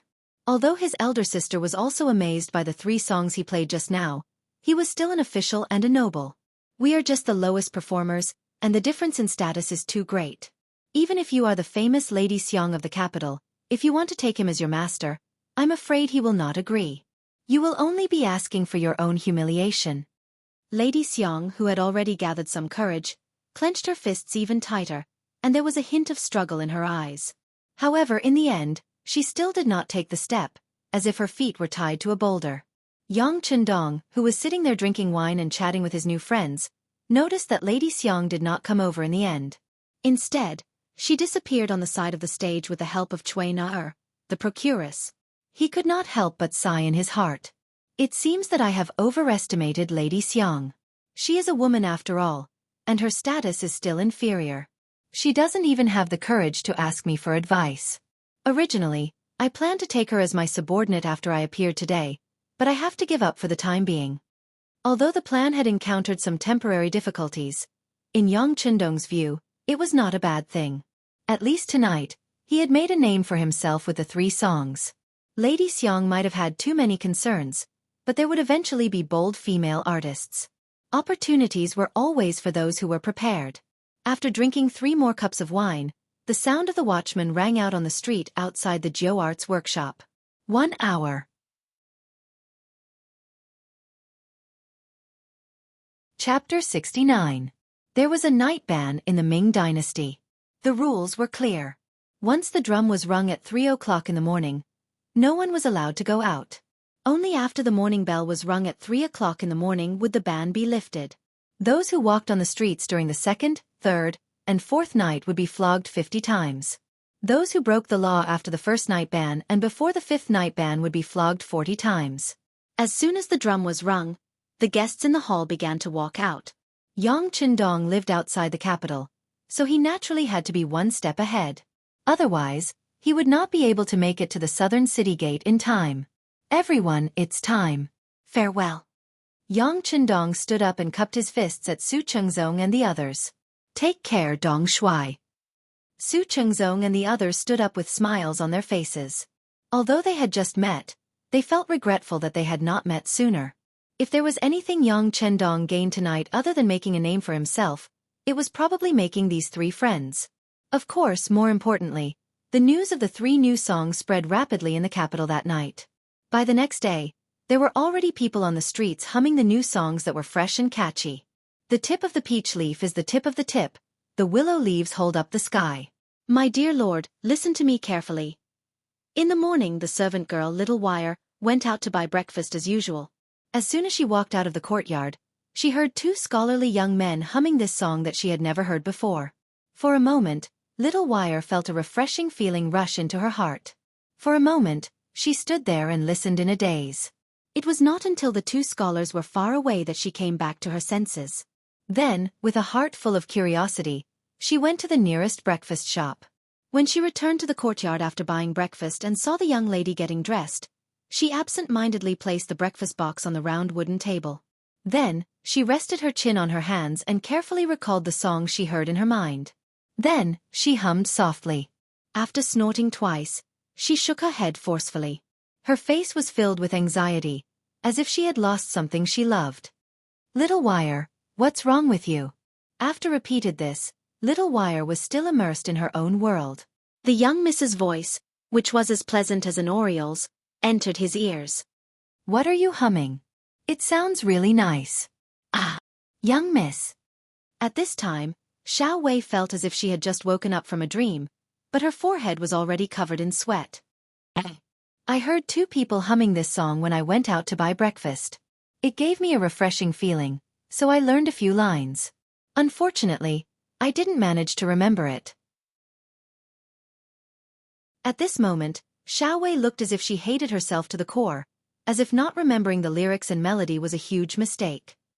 What? The young lady's expression suddenly changed. Xiao Wei, are you saying that the song you were humming just now was a new song that people on the streets were singing? Ah, miss, is this a new song? What kind of new song is it? Why haven't I heard it before? The young miss, whose arm was being held by the maid Xiao Wei, had not yet fully put on her clothes. Under the red dress, her slender neck was undoubtedly exposed. Her soft breasts were like white jade, half covered. Her waist was tied, and a pair of slender and well-proportioned legs were exposed. Even her beautiful lotus feet were silently enchanting, as if inviting people to look at her seductively. If there were people who frequented the red light district here, they would definitely exclaim, Madame Xue, and call out her identity.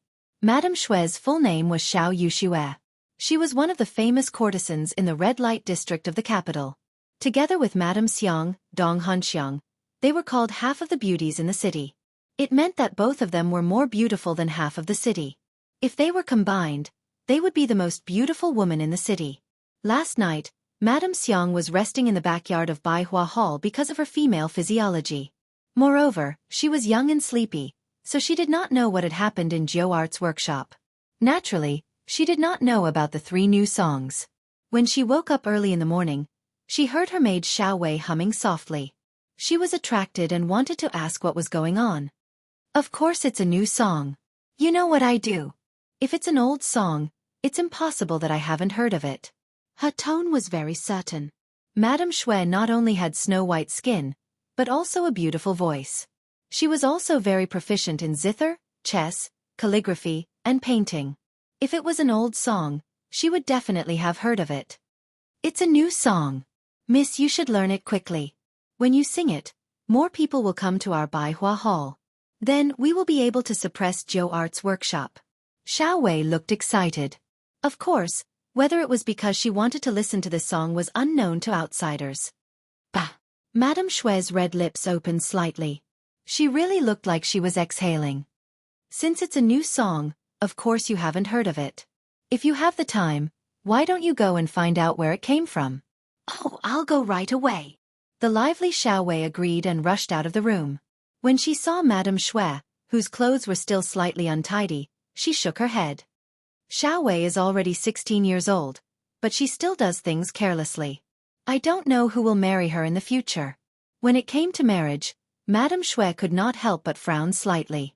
She thought of her own family background and Xiao Wei's family background. People like them did not have the right to pursue happiness. Perhaps the best ending for them was to grow old in Baihua Hall. But when she grew old, would there be a place for her here? Courtesan. It sounded like she was quite famous. But in the end, she was just eating the rice of youth.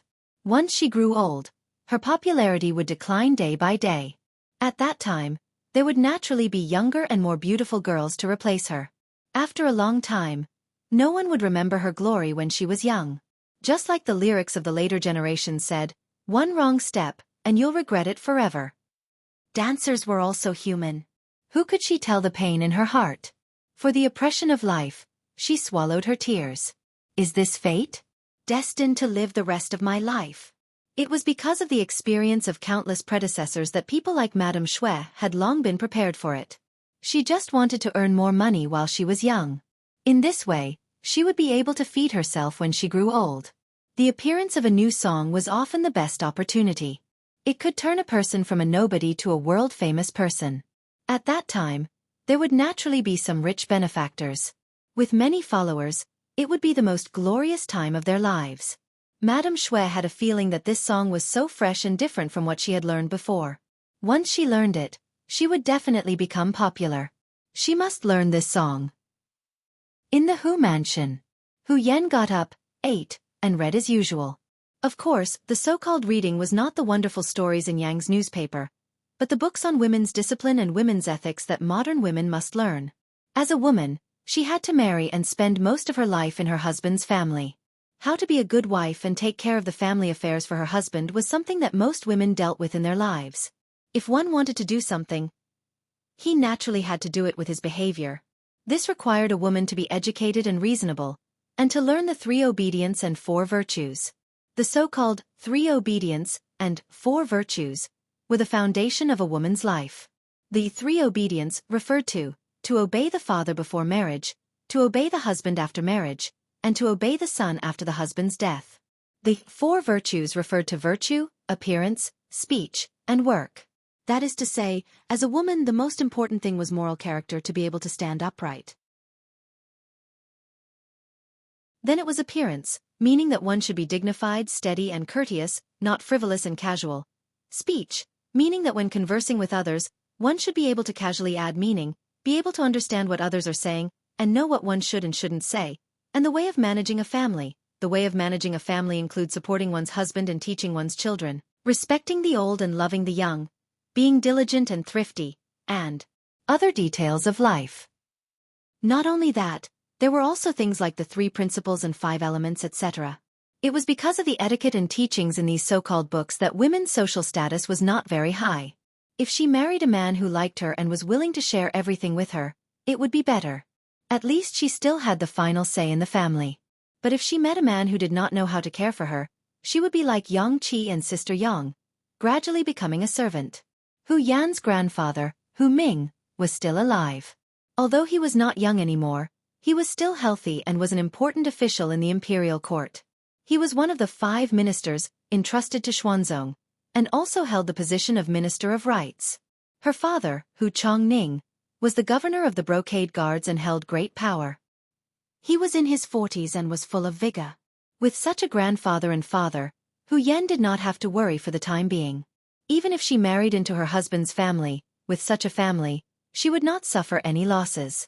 But in the end, she still had to rely on herself. Relying on her mother's family was not a long-term solution. This required Hu Yan to be strong enough in order to live a life without worry. Naturally, things like female morality and female discipline were compulsory homework every day. Perhaps she was spoiled by her grandfather and father, but when Hu Yan read these books, she would feel sleepy. Although she had just woken up not long ago, her eyes were still listless. Her head also seemed to lack some support. From time to time, her head would fall down, but she still managed to hold on, making her look extremely adorable. Young Mississippi Hu Yan, who was hesitating whether or not to fight 300 rounds with the Duke of Zhou, was instantly awakened by a series of screams. At that moment, the Duke of Zhou was so frightened that he ran off to who knows where. After the screams, the servant girl Xiao Qing rushed into the study, bringing with her a whirlwind. If she ran 100 meters at this speed, she should be able to barely pass.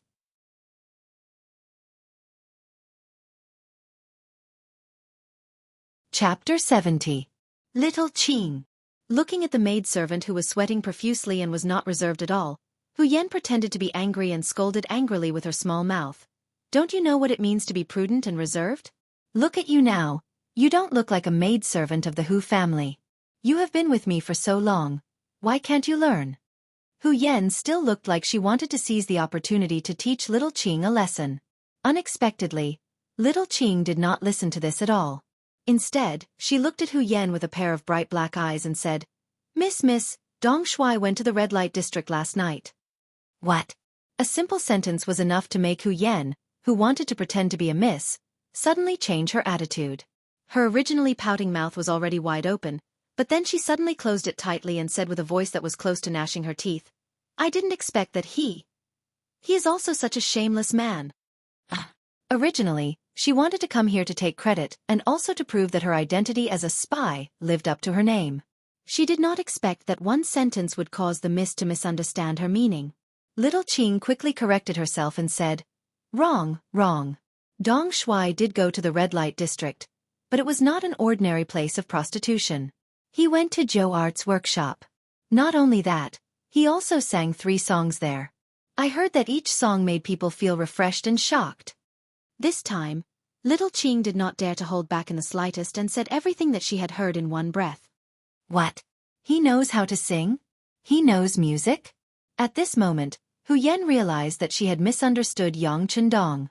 However, at this moment, she would not admit that she was wrong, because her body and mind had been attracted by a better topic. Not only does he know, I heard that one of the songs was about a tragic love story. It was about a long time ago. There was a firearms camp.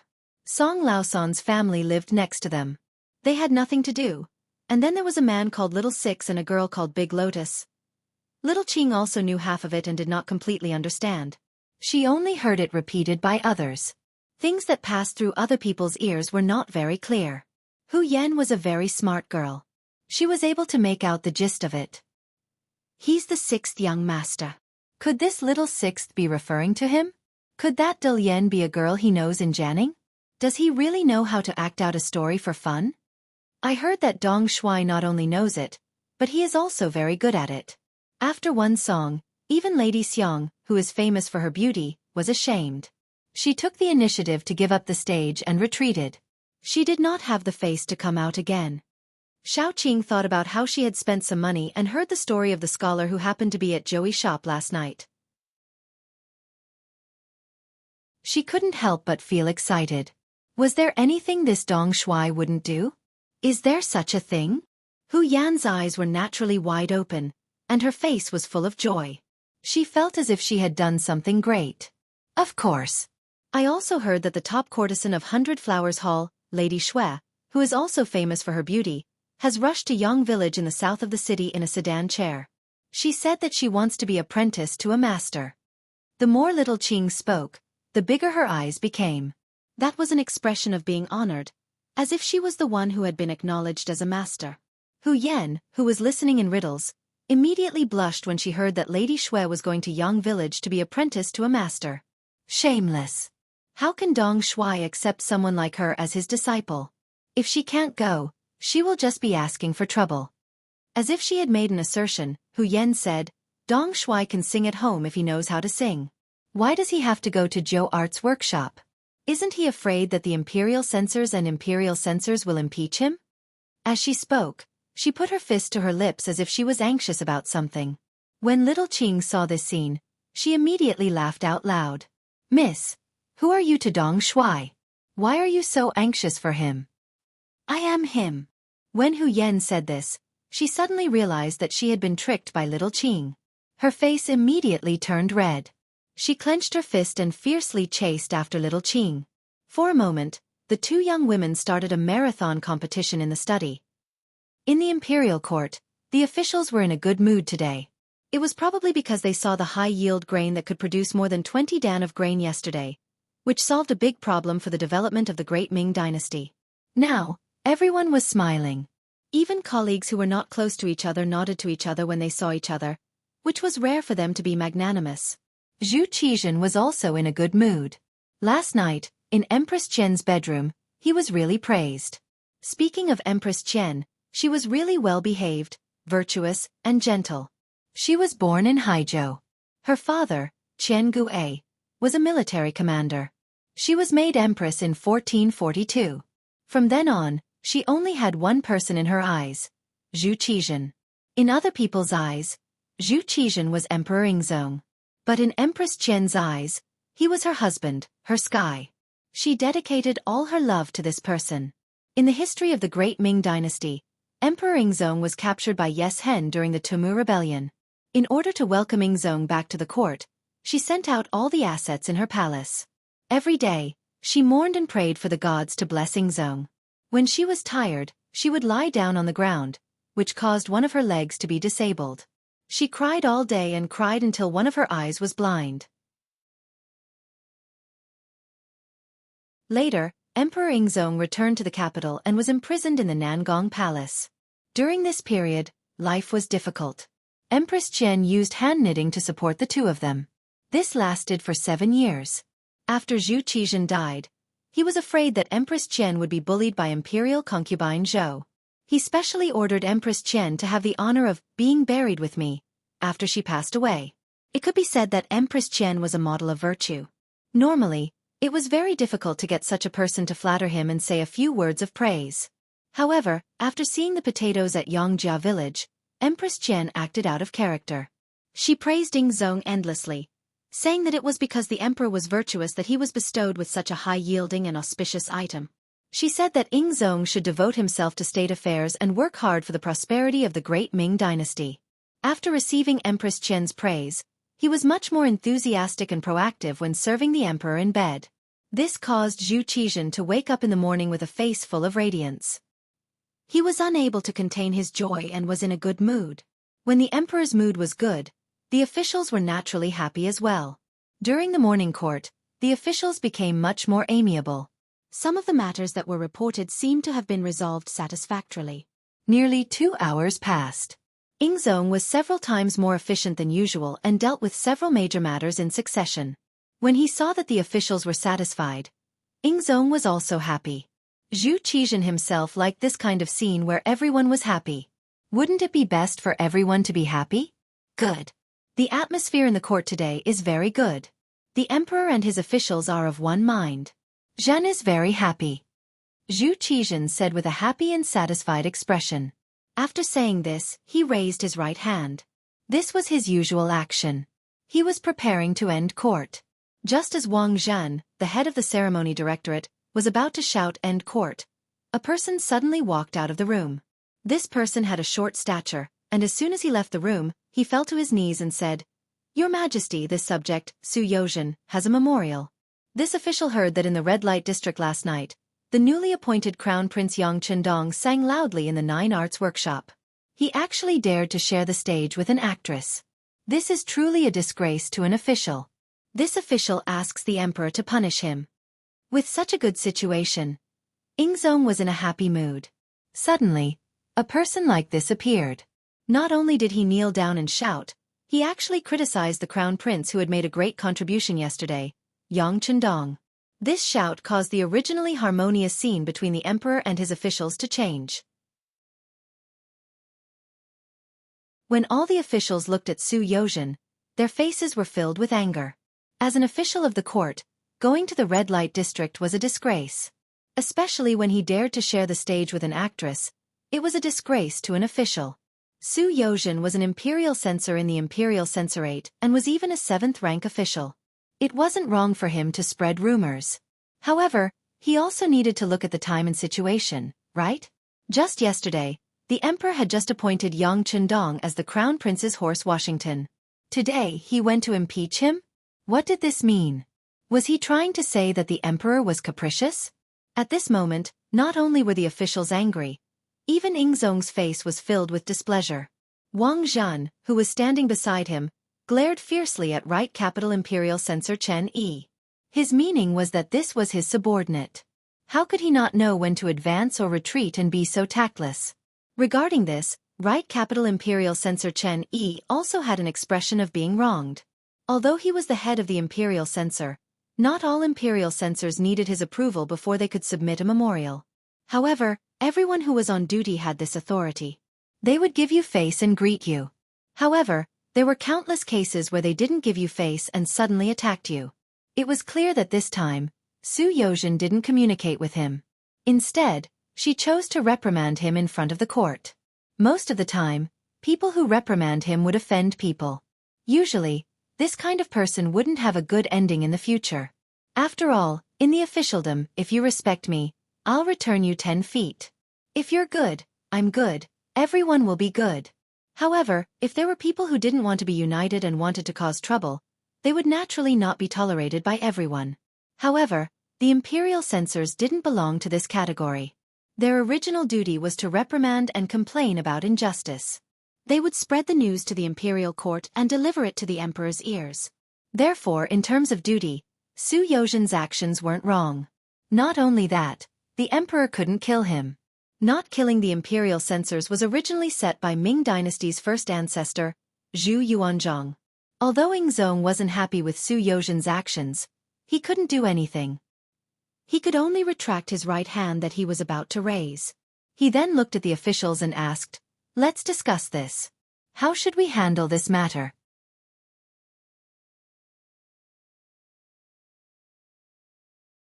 Chapter 71. He said handle, not deal. This in itself was a clear indication of Ing Zong's attitude. He'd only been promoted yesterday because he'd offered up a potato. If Yang Chendong hadn't been so young, a minor 5th-rank position would have been a bit too light. Zhu Qizhen had just said that when the immortal abode opened for business, he would attend if he had the time. This was a disguised form of compensation. All of the officials were well aware of this, but none of them objected. After all, this was what Yang Chendong deserved. But it had only been a day. No, it hadn't even been 24 hours yet. Yet someone was already impeaching Yang Chendong. How was this a memorial? This was clearly a slap to the emperor's face. As the saying went, if the lord was humiliated, the subject would die.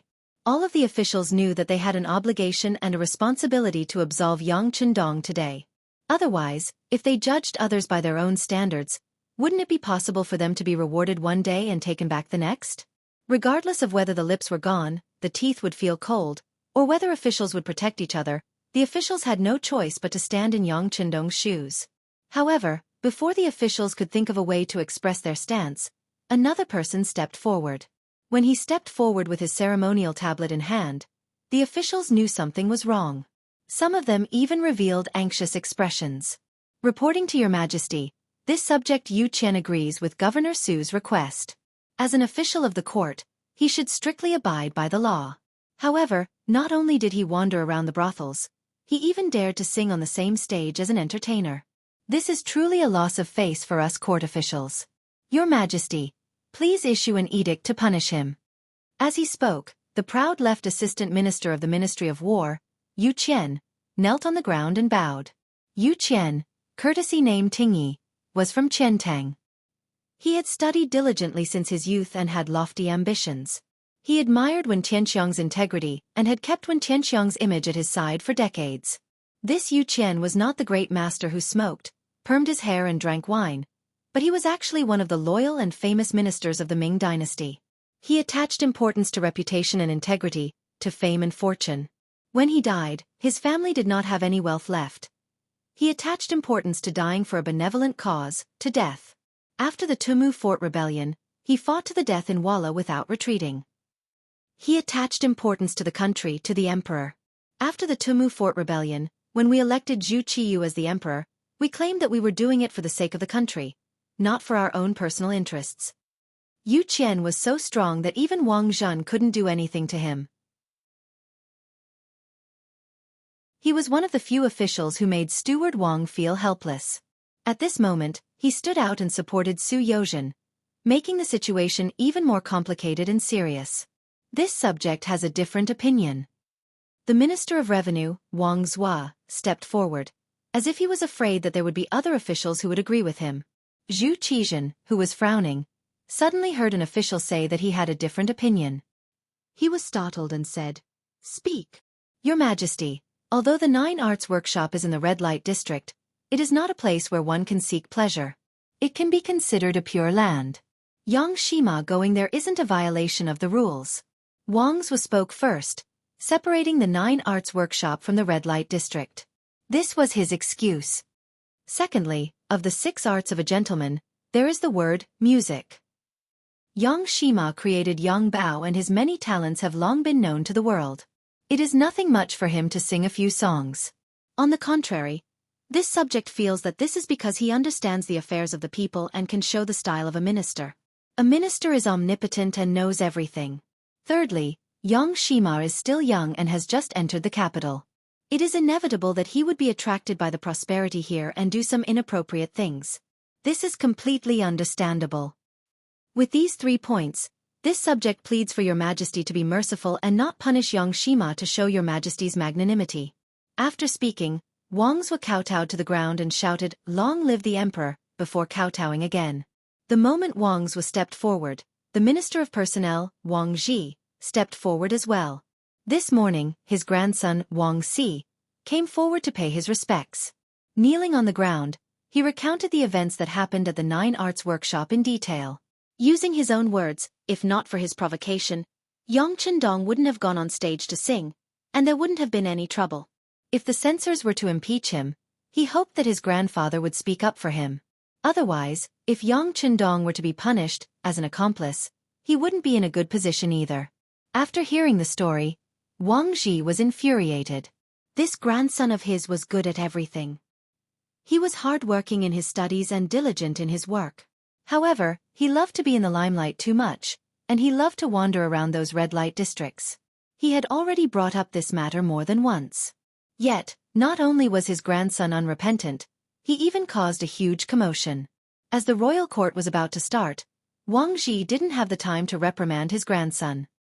He only wanted to talk about it after he returned from the royal court. However, he didn't expect that someone would still use this as an excuse. Seeing that the emperor and the officials had the same attitude, Wang Ji hesitated for a moment before stepping forward to speak up for Yang Chendong. Your Majesty, this subject believes that Lord Wang's words are appropriate. Who hasn't been young and frivolous? Furthermore, Yang Shima's song has nothing to do with the political situation. Please give him a chance on account of his contributions. After Wang Ji finished speaking, he picked up his ceremonial tablet and knelt on the ground with a plop. Even though Yang Shima's actions sound ridiculous, it is just a joke among the young. This subject believes that there is no need to discuss it in the royal court. This old subject hopes that your Majesty won't pay too much attention to it. The Minister of Rights, Hu Kuang, also slowly knelt on the ground. As the Minister of Rights, even he believed that Yang Chendong's actions didn't violate the rules of etiquette. Naturally, others couldn't say anything. Including Hu Kuang, there were 3 important officials speaking up for Yang Chendong. With these 3 officials at the front, the other officials all knelt on the ground and voiced their agreement. Even Wang Zhan, who was standing next to the emperor, took this opportunity to whisper to Zhu Qizhen, Your Majesty, Yang Shima's actions aren't harmful at all, so there is no need to pursue this matter. Your Majesty can have him open a restaurant and do business. So what's the big deal about singing a few songs? Your Majesty is completely free to make your own decisions. In addition, the Imperial censor's word should also be rewarded, and this matter can be settled. The immortal abode was about to open, and Wang Zhan had a 10% stake in it. Who knew how much more income they would get in that month? If something were to happen now, the immortal abode would definitely be implicated. This was tantamount to harming their own interests, so they naturally had to speak up. With the officials pleading for leniency and Wang Zhan's words, Ingzong understood what was going on. After lightly rubbing his forehead, he spoke in a clear voice. This subject's words are reasonable. Yang Shima is merely young and restless, and he has just arrived in the capital. Everything is new to him, so it is reasonable for him to do something that is slightly out of line. There is no need to pursue this matter any further. As for Supervisor Su, he is diligent and responsible in his work. He will be rewarded and promoted to the position of Supervisor of the Imperial Censorate's Bureau of Experience. The Imperial Censorate's Bureau of Experience was a 6th-rank official. Compared to his previous 7th-rank official position, it was a 2-rank promotion. This could be considered an explanation for this person's actions. The officials were immediately overjoyed, all of them cheering for the emperor's wisdom. Just when everyone thought that the matter had been resolved and all the officials were about to stand up, who would have thought that the newly promoted Imperial Censor Su Yozhen would continue to kowtow to the ground and ask, Your Majesty, if Yang Shima continues to sing songs in the future, can you make an exception and not pursue this matter? His Majesty has already promoted you, but you still want to bite on this matter and not let it go. This means that you don't know how to do things, you don't know how to conduct yourself. For a moment, some of the officials looked at him with stern eyes. The feeling that Su Yozhen gave them before was not like this. This person was smooth and slick and very good at dealing with people. Transferring him to the Imperial Censorate was just a way to gain experience and accumulate experience. But why was this person so stubborn today? Did he want to provoke the Emperor's displeasure? At this moment, Ingzong was indeed a little angry. Seeing that Su Yozhen still wanted to hold on to this matter and not let it go, he loudly reprimanded. Zhen said, Yang Shima is young and restless, and he is multi-talented. Yang Shima's story was his doing. Since writing a story can be accepted by everyone, so what if he sings a song? In the future, there is no need to report such matters. If you have the time, why don't you observe the suffering of the common people and see if the officials are doing their best? It was clear that Ingzong had a problem with the Imperial Censorate. Right Imperial Censor Chen Yi lowered his head and did not dare to say anything. Feeling that Ing Zong's anger was not good, the other officials naturally did not dare to say anything. Only Su Yozhen, who did not know where he got the courage, actually knelt on the ground and shouted, "This official knows. In the future, if there is anything related to Xianxia, it will not be reported." Humph. Ing Zong also angrily glared at Su Yozhen. Then, without waiting for Wang Zhan to call for the court to end, he got up and left the dragon throne. The officials also left with the emperor. Even Right Imperial Censor Chen Yi did not pay attention to Su Yozhen, who was still kneeling on the ground, and left with the other officials. Soon, there were only 2 people left in the entire court. One was the kneeling Su Yozhen, and the other was the left assistant minister of the Ministry of War, Yu Qian. "Official Su, quickly get up. The emperor and the officials have all left." Reaching out his hand to help Su Yozhen up, Yu Qian's face was filled with admiration. Yu Qian was upright and plain-spoken. Even with Wang Zhan's power, he did not lower his head, and the other party could not do anything to him. It was very difficult to make such a person admire others. But now, Su Yozhen did it. Being helped up by Yu Qian, Su Yozhen was flattered. "Official Yu, many thanks, many thanks." "Official Su, there is no need to be like this. I should be the one thanking you. Imperial censors should be like Official Su, not fearing power, and report to the emperor. Even if the person you are referring to has made a great contribution, it is still the same." When he said these words, Yu Qian's words were righteous, and his face was solemn. Not only did he say this, in fact, he had always done things this way. However, he did not notice that at this moment, Su Yozhen's face was filled with shame. Only he himself knew why he would do such a thing today. His heart was far from being as pure and holy as Yu Qian seemed. On the contrary, it was extremely dirty. It was just that it was not enough for people to understand. Official Yu is too modest, too modest. Drenched in cold sweat, Su Yozhen was afraid that he would unknowingly give himself away if he stayed.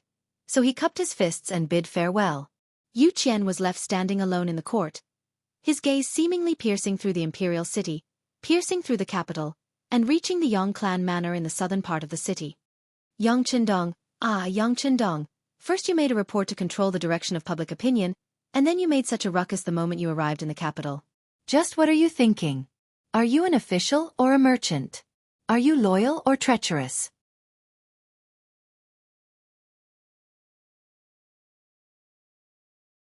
Chapter 72. Yesterday could be said to be a busy day. In the morning, Yang Qindong first beat 7th brother-in-law Wang Go, then beat the drum of the imperial court, went to the imperial court, saw the emperor, and presented him with the auspicious and high-yielding potato.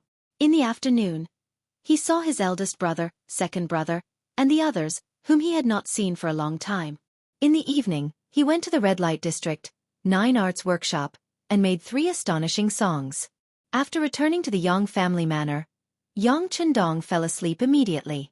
It was not until the sun was high in the sky that he got out of bed with the help of his maid Qiao Yin. It wasn't that Yang Qindong insisted on using Qiao Yin's help. For this matter, he had refused many times. Until one day, Qiao Yin cried in front of him and asked if the young master didn't want her any more.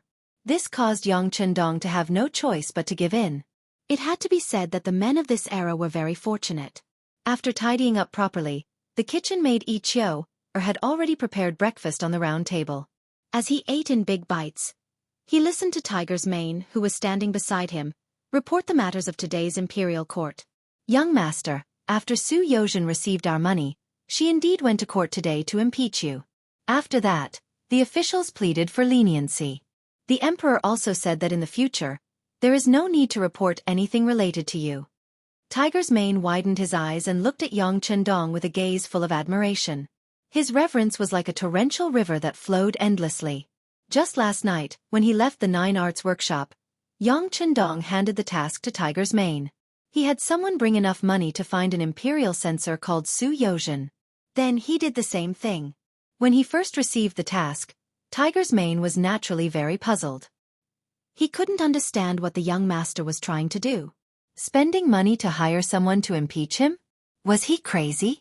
However, after a long period of training, his nature of obedience had been cultivated.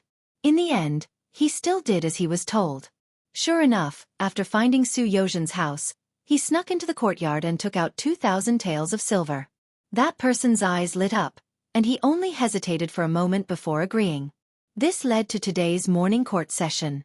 All of this seemed to be because someone was jealous of Yang Chendong's rise in power. Everyone followed this train of thought. Who would have thought that this was just a self-written and self-directed play by the sixth young master? Taking advantage of the fact that he had just offered up an auspicious item, there would certainly be no result if someone tried to impeach him. The ministers were thinking about dying if the lips were cold and the teeth were cold. The emperor was thinking about his own face.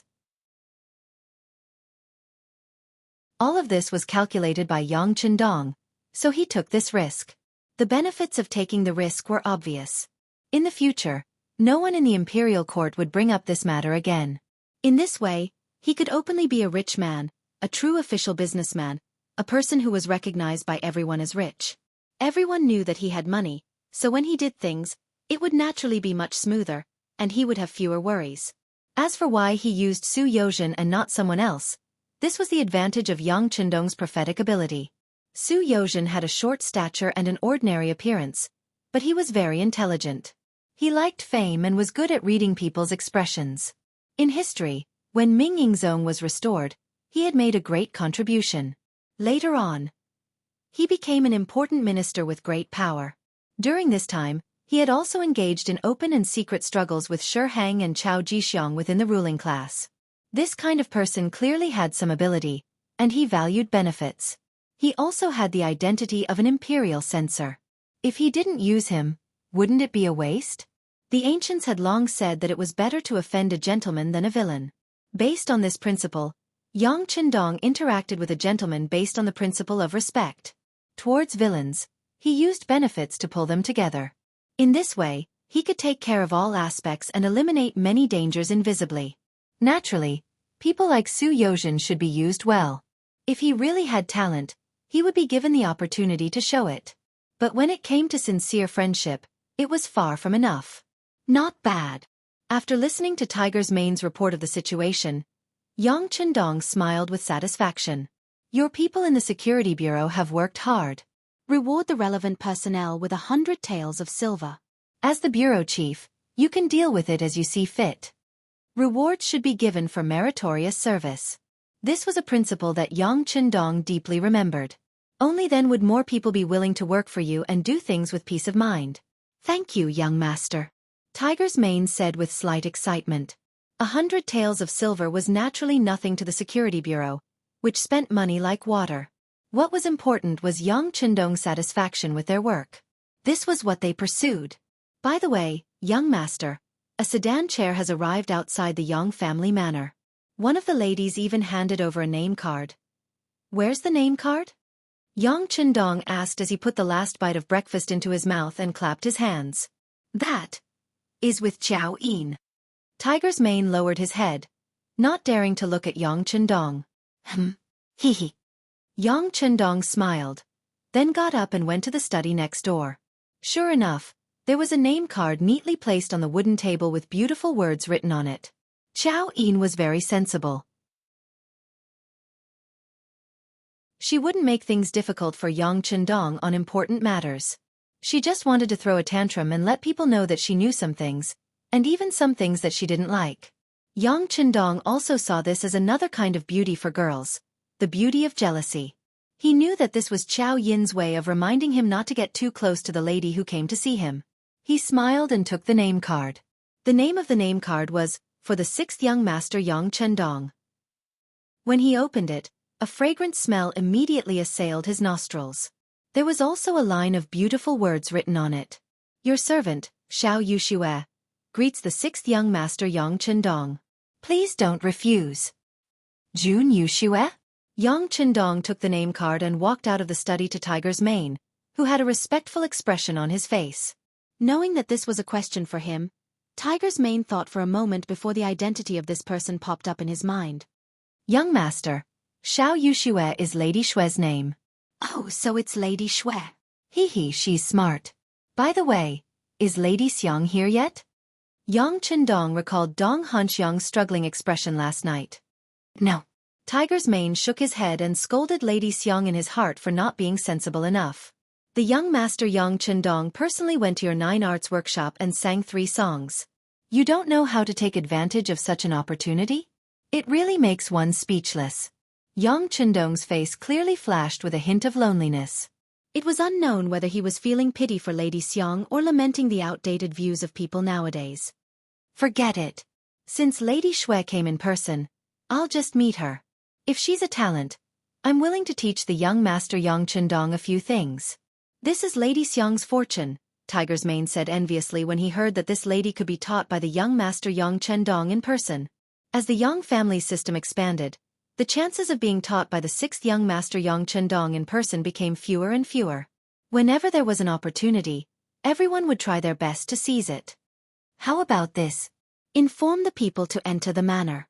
Also, find Xiaoyin and arrange for someone to send out the things I prepared when I returned last night. Remember, don't miss out on a single family. Send out all the gifts to the manors of the 5th rank officials in the capital. Also, don't miss out on the families of my brothers and sisters. Yang Chendong didn't want to offend people by sending out gifts.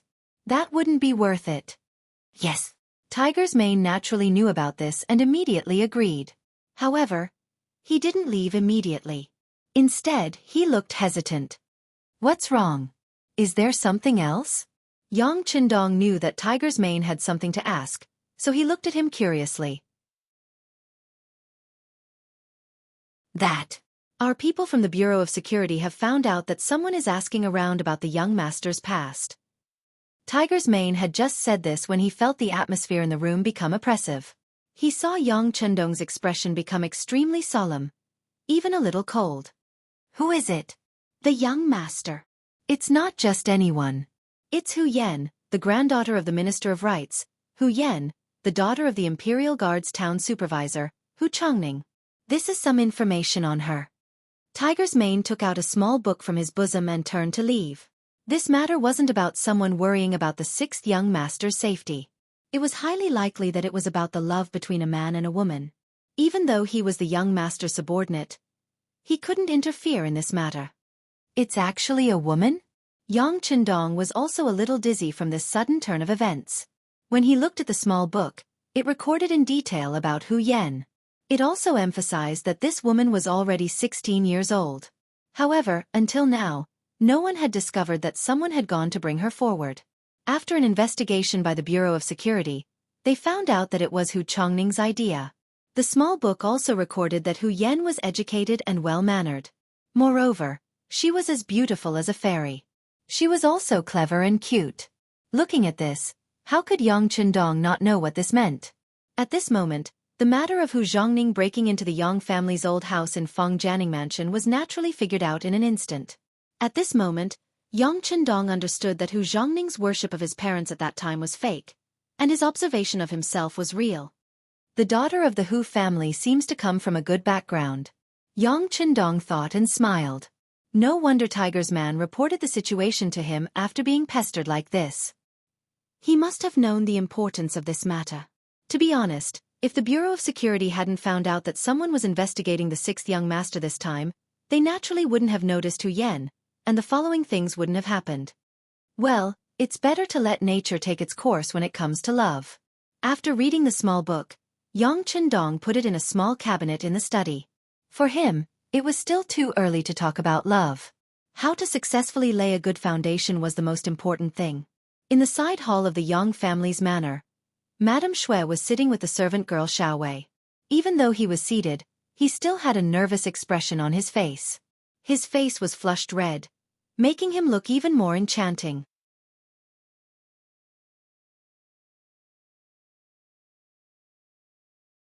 Chapter 73. Seeing Xiao Yushue's nervousness, Xiaowei tried to cheer her up. Miss, you don't have to be so nervous. You can relax. Many childs and young master from noble families have spent money to go to Baihua Hall just to see you. The 6th young master is also a man. He must be the same as them. No, it's not the same, Madame Shui retorted. You've read the wonderful stories in Yang's Daily. And the song you hum today, the touching love story. How can the person who wrote these things be the same as the other young master?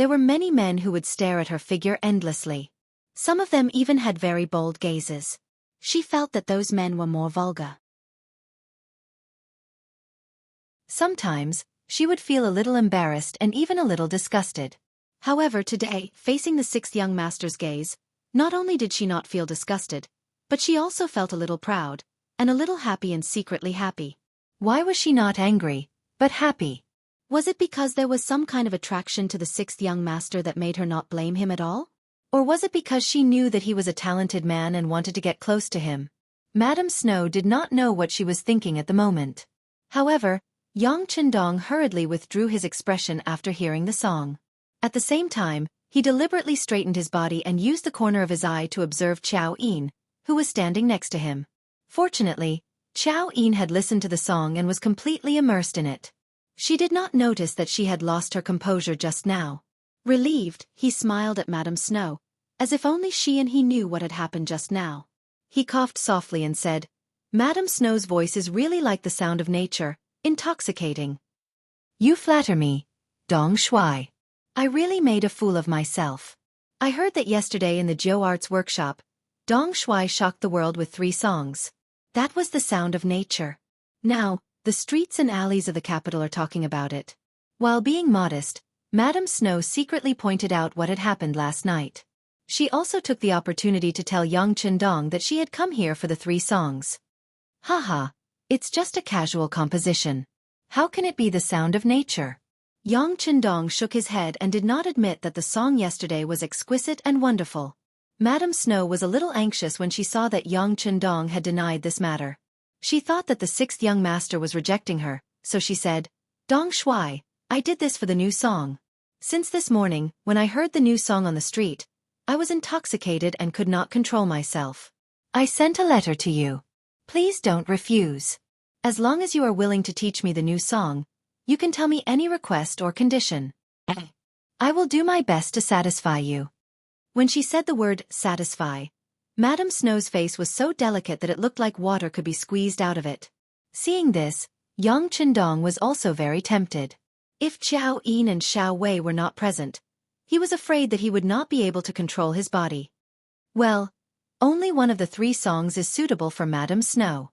No matter how good the song is, it has to be suitable for the person. Yang Chendong forced himself to suppress the thoughts in his heart and said with a smile, "It's just 1 song. That's better than nothing. As long as you can sing 1 song, I think the business of 100 Flowers Hall will be good." Madame Snow was a little disappointed when she heard Yang Chendong's answer, but she quickly thought it through. She was not related to the Dong Shuai, and it was already a great favor that he was willing to teach her a song. How could she dare to ask for more?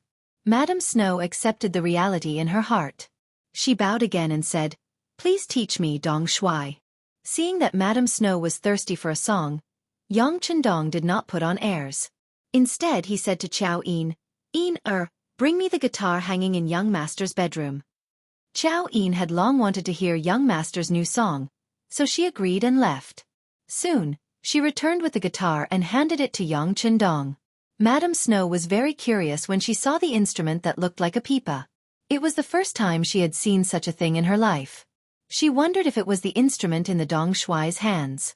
While she was thinking, the guitar was gently played, and a pleasant sound came out.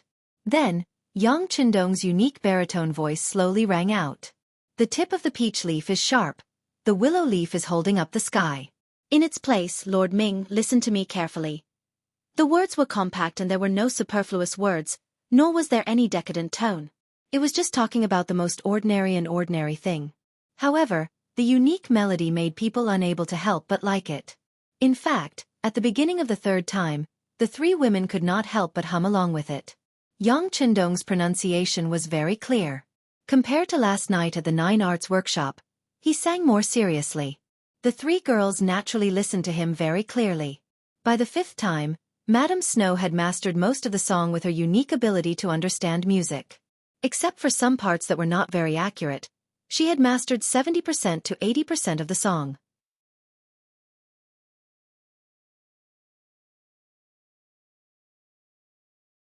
Chapter 74. Haha, not bad. Yang Chendong nodded with satisfaction after listening to Madame Shui's song. He had to admit that this woman was really talented in this aspect. Being praised by Yang Chendong, Madame Shui was happy and shy at the same time. She was also very happy because she could meet immortal Dong Shui and learn a new song. What he did next made Madame Shui even more excited and her heart beat faster. Madame Shui, you seem to like playing the zither. I'll teach you a new song. It's played with the zither. What do you think? Ah, thank you so much, Dong Shui. Hearing that she was lucky enough to hear the second song, Madame Snow was so excited that she kept bowing with her hands folded in front of her. Well, there are no outsiders here. You don't have to be so polite. Yang Chendong was tired of watching Madame Shui say, thank you, a dozen times. So he waved his hand and said casually. But this sentence made Madame Shui blush. The fact that there were no outsiders here obviously made her think the wrong way. As Yang Chendong spoke, he had already arrived in front of the guzheng. Then, he leaned over and plucked the strings twice. In the end, he shook his head. With his level, he could barely play the guitar. He really couldn't play the guzheng. Fortunately, the tune of the next song was not complicated. Given Madame Shui's ability to understand it, it would not be a problem for her to learn it after he sang it softly. How about this? I'll sing softly, and you'll compose the music. What do you think? Yang Chendong didn't say that he didn't know how to play the zither. Madame Shui was more than happy to sing with Yang Chendong. But she was worried that she couldn't play it well, so she asked nervously and excitedly, Can I? If I say you can, you can. If you can't, you can. Yang Chendong laughed heartily and agreed. Then, he held the folding fan in his hand and paced back and forth. His lips slowly opened and closed as he sang. When will the bright moon appear? With a cup of wine in my hand, I ask the clear sky. I wonder what year it is in the heavenly palace. I want to ride the wind and return home, but I'm afraid it's too cold at the top of the Jade Palace. When I dance, it's like dancing in the shadows. It's not like being in the human world. A water melody of Su Shi of the Song dynasty slowly appeared.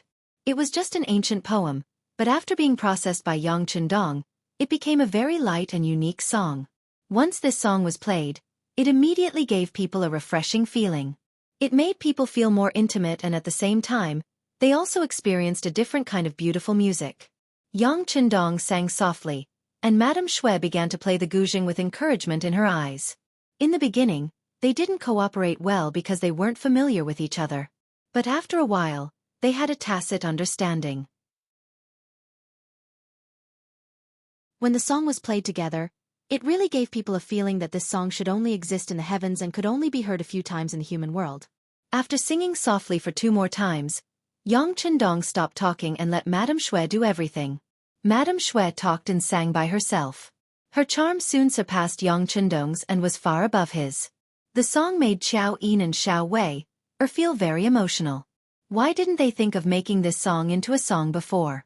At this moment, their gazes towards Yang Chendong were filled with worship and reverence. Hu Mansion. Suddenly, a horse carriage drove in from the side door, and a burly man jumped down from the carriage. He looked at the Hu clan's gatekeeper and said, "This is an invitation card from my family's lord." The gatekeeper stepped forward and respectfully picked it up.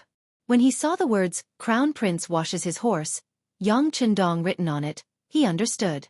After knowing the other party's identity, he smiled and said, "What can I do for you, Lord Yang?" "It's like this. My lord has developed a new kind of soft paper called toilet paper, which is prepared for the nobles after they go to the toilet." As he spoke, the burly man held 2 bags of things in his hands and handed them to the gatekeeper. "One is for Minister Hu, and the other is for Lord Hu. Please accept it." After putting down the bags, the burly man left. If Hu Zhongning was here right now, he would definitely recognize him as the Beta Persei who had fought with his 2 subordinates in Jianghu Mansion and won. The same scene didn't only appear in front of the Hu Mansion, but also in front of all 5th-rank officials in the capital. In the end, Tiger's Mane led the team to deliver the toilet paper to the Imperial Palace.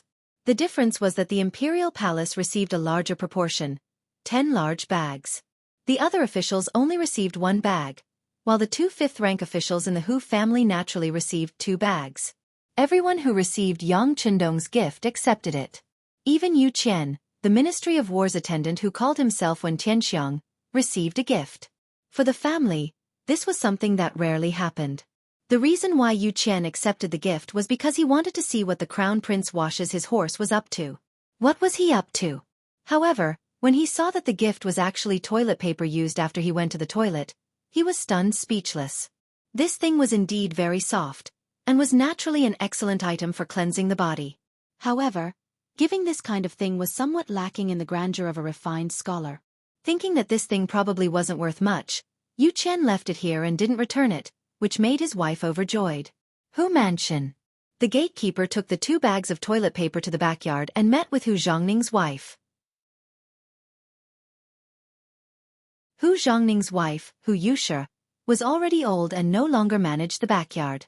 The Hu family didn't split up, but Hu Zhongning's wife was in charge of the backyard. Madam Hu's surname was Wang, and she was known as Hu Wangshi. When she saw the 2 large bags of toilet paper, she blushed. After she figured out what they were for, she was even more speechless. This 6th young master was also messing around. How could such a thing be so publicly delivered to the residents and even handed to the gatekeeper? Scholars loved face. Although eating, drinking, and going to the toilet was a long-term emotion that no one could avoid, it wasn't good to give such things so publicly. However, since it was already delivered, it wasn't good to return it. Thus, she ordered people to prepare to send the things to the backyard's warehouse. As for whether it was useful or not, she, a woman, couldn't personally try it out due to her face. However, before the item could be sent out, the sound of hurried panting and panicked running could be heard. The person who came was Hu Yan. She heard the maid, Xiao Qing, say that the 6th young master sent someone to send a gift. She was overjoyed and ran over to take a look. Mother, the East Marshal sent something to our residence? As soon as she entered the hall, Hu Yan's beautiful voice, which was like an oriole's, sounded before she could stand firm. Yan, slow down. Don't fall again. You're almost a big girl. Why are you still so careless? Seeing that it was her daughter who came, Hu Wangshi couldn't help but say coquettishly, Mother, where are the things that the East Marshal sent us? Hu Yan didn't listen to her mother's nagging, but asked anxiously. That's it. Knowing that if she didn't answer, her daughter would continue to ask, Hu Wangshi simply pointed to the 2 bags of things on the ground that were about to be put into the warehouse. Ah! Hu Yan first exclaimed, then walked in front of the 2 bags and casually picked one up to take a closer look. However, it seemed that this wasn't enough. She directly opened the other bag, pulled it out, and rubbed it in her hands. Seeing Hu Yan's actions, Hu Wangshi's face turned red and said, Yan, what are you doing? This is... But what? What is this thing? It feels so weak. Is it used to write big words? It doesn't seem right. Even though Hu Yan thought that she was smart, when she saw the toilet paper for the first time, she still couldn't see its use. Yan, come here. Hu Wangshi, who had always been educated to be well-mannered, felt that some words were too shameful to say. She pulled her daughter in front of her and then whispered something in her ear. Ah! Hu Yan's face changed. First, she blushed, then she spat softly and said in a voice that only she could hear, How shameless of you to give me such things. Yan, what did you say? Hu Wangshi obviously didn't hear clearly. Nothing. Hu Yan panicked and said, I just said that this thing looks soft and seems to be suitable for that. How about this? I'll take it away first. If it's useful, I'll send it back to you. After saying that, without waiting for Hu Wangshi's agreement, she and little Qing each carried a bag of toilet paper, turned around, and ran out. Hey, slow down, slow down. Hu Wangshi didn't care about the 2 bags of toilet paper. She didn't know its use at all. She was just worried that her daughter would run too fast and fall down. This was like a small episode in her life. Hu Wangshi didn't care at all. Not only that, many officials who received the toilet paper didn't care too much. It wasn't until the next day when they went to the Imperial court that they realized how precious the toilet paper was. In the side hall of the Yang Manor, Madame Shui learned 2 new songs, Exploring Qingshui River and Wishing We Last Forever. She was very happy. After singing it a few times and receiving Yang Qindong's affirmation, she was overjoyed. Thank you for teaching me, Dong Shui. But I don't know if these 2 new songs can be sung in Baihua Hall, Madame Shui said carefully when she was talking. She was afraid that Yang Qindong wouldn't agree. No problem. You can sing them if you want. Yang Chendong smiled. It always took a process for a new song to be accepted by the world. Baihua Hall could expand its influence. Why not? As for the copyright of the new songs, Yang Chendong didn't care at all. He didn't know how many songs like this there were. If it weren't for the fact that the lyrics and music of these two songs were clean and suitable for zither and pipa, he could teach more. Seeing that Yang Chendong agreed, Madame Shui was overjoyed. You're tuning in to the Wisdom Diary YouTube channel. Don't forget to subscribe and join us on this journey to catch the most captivating stories.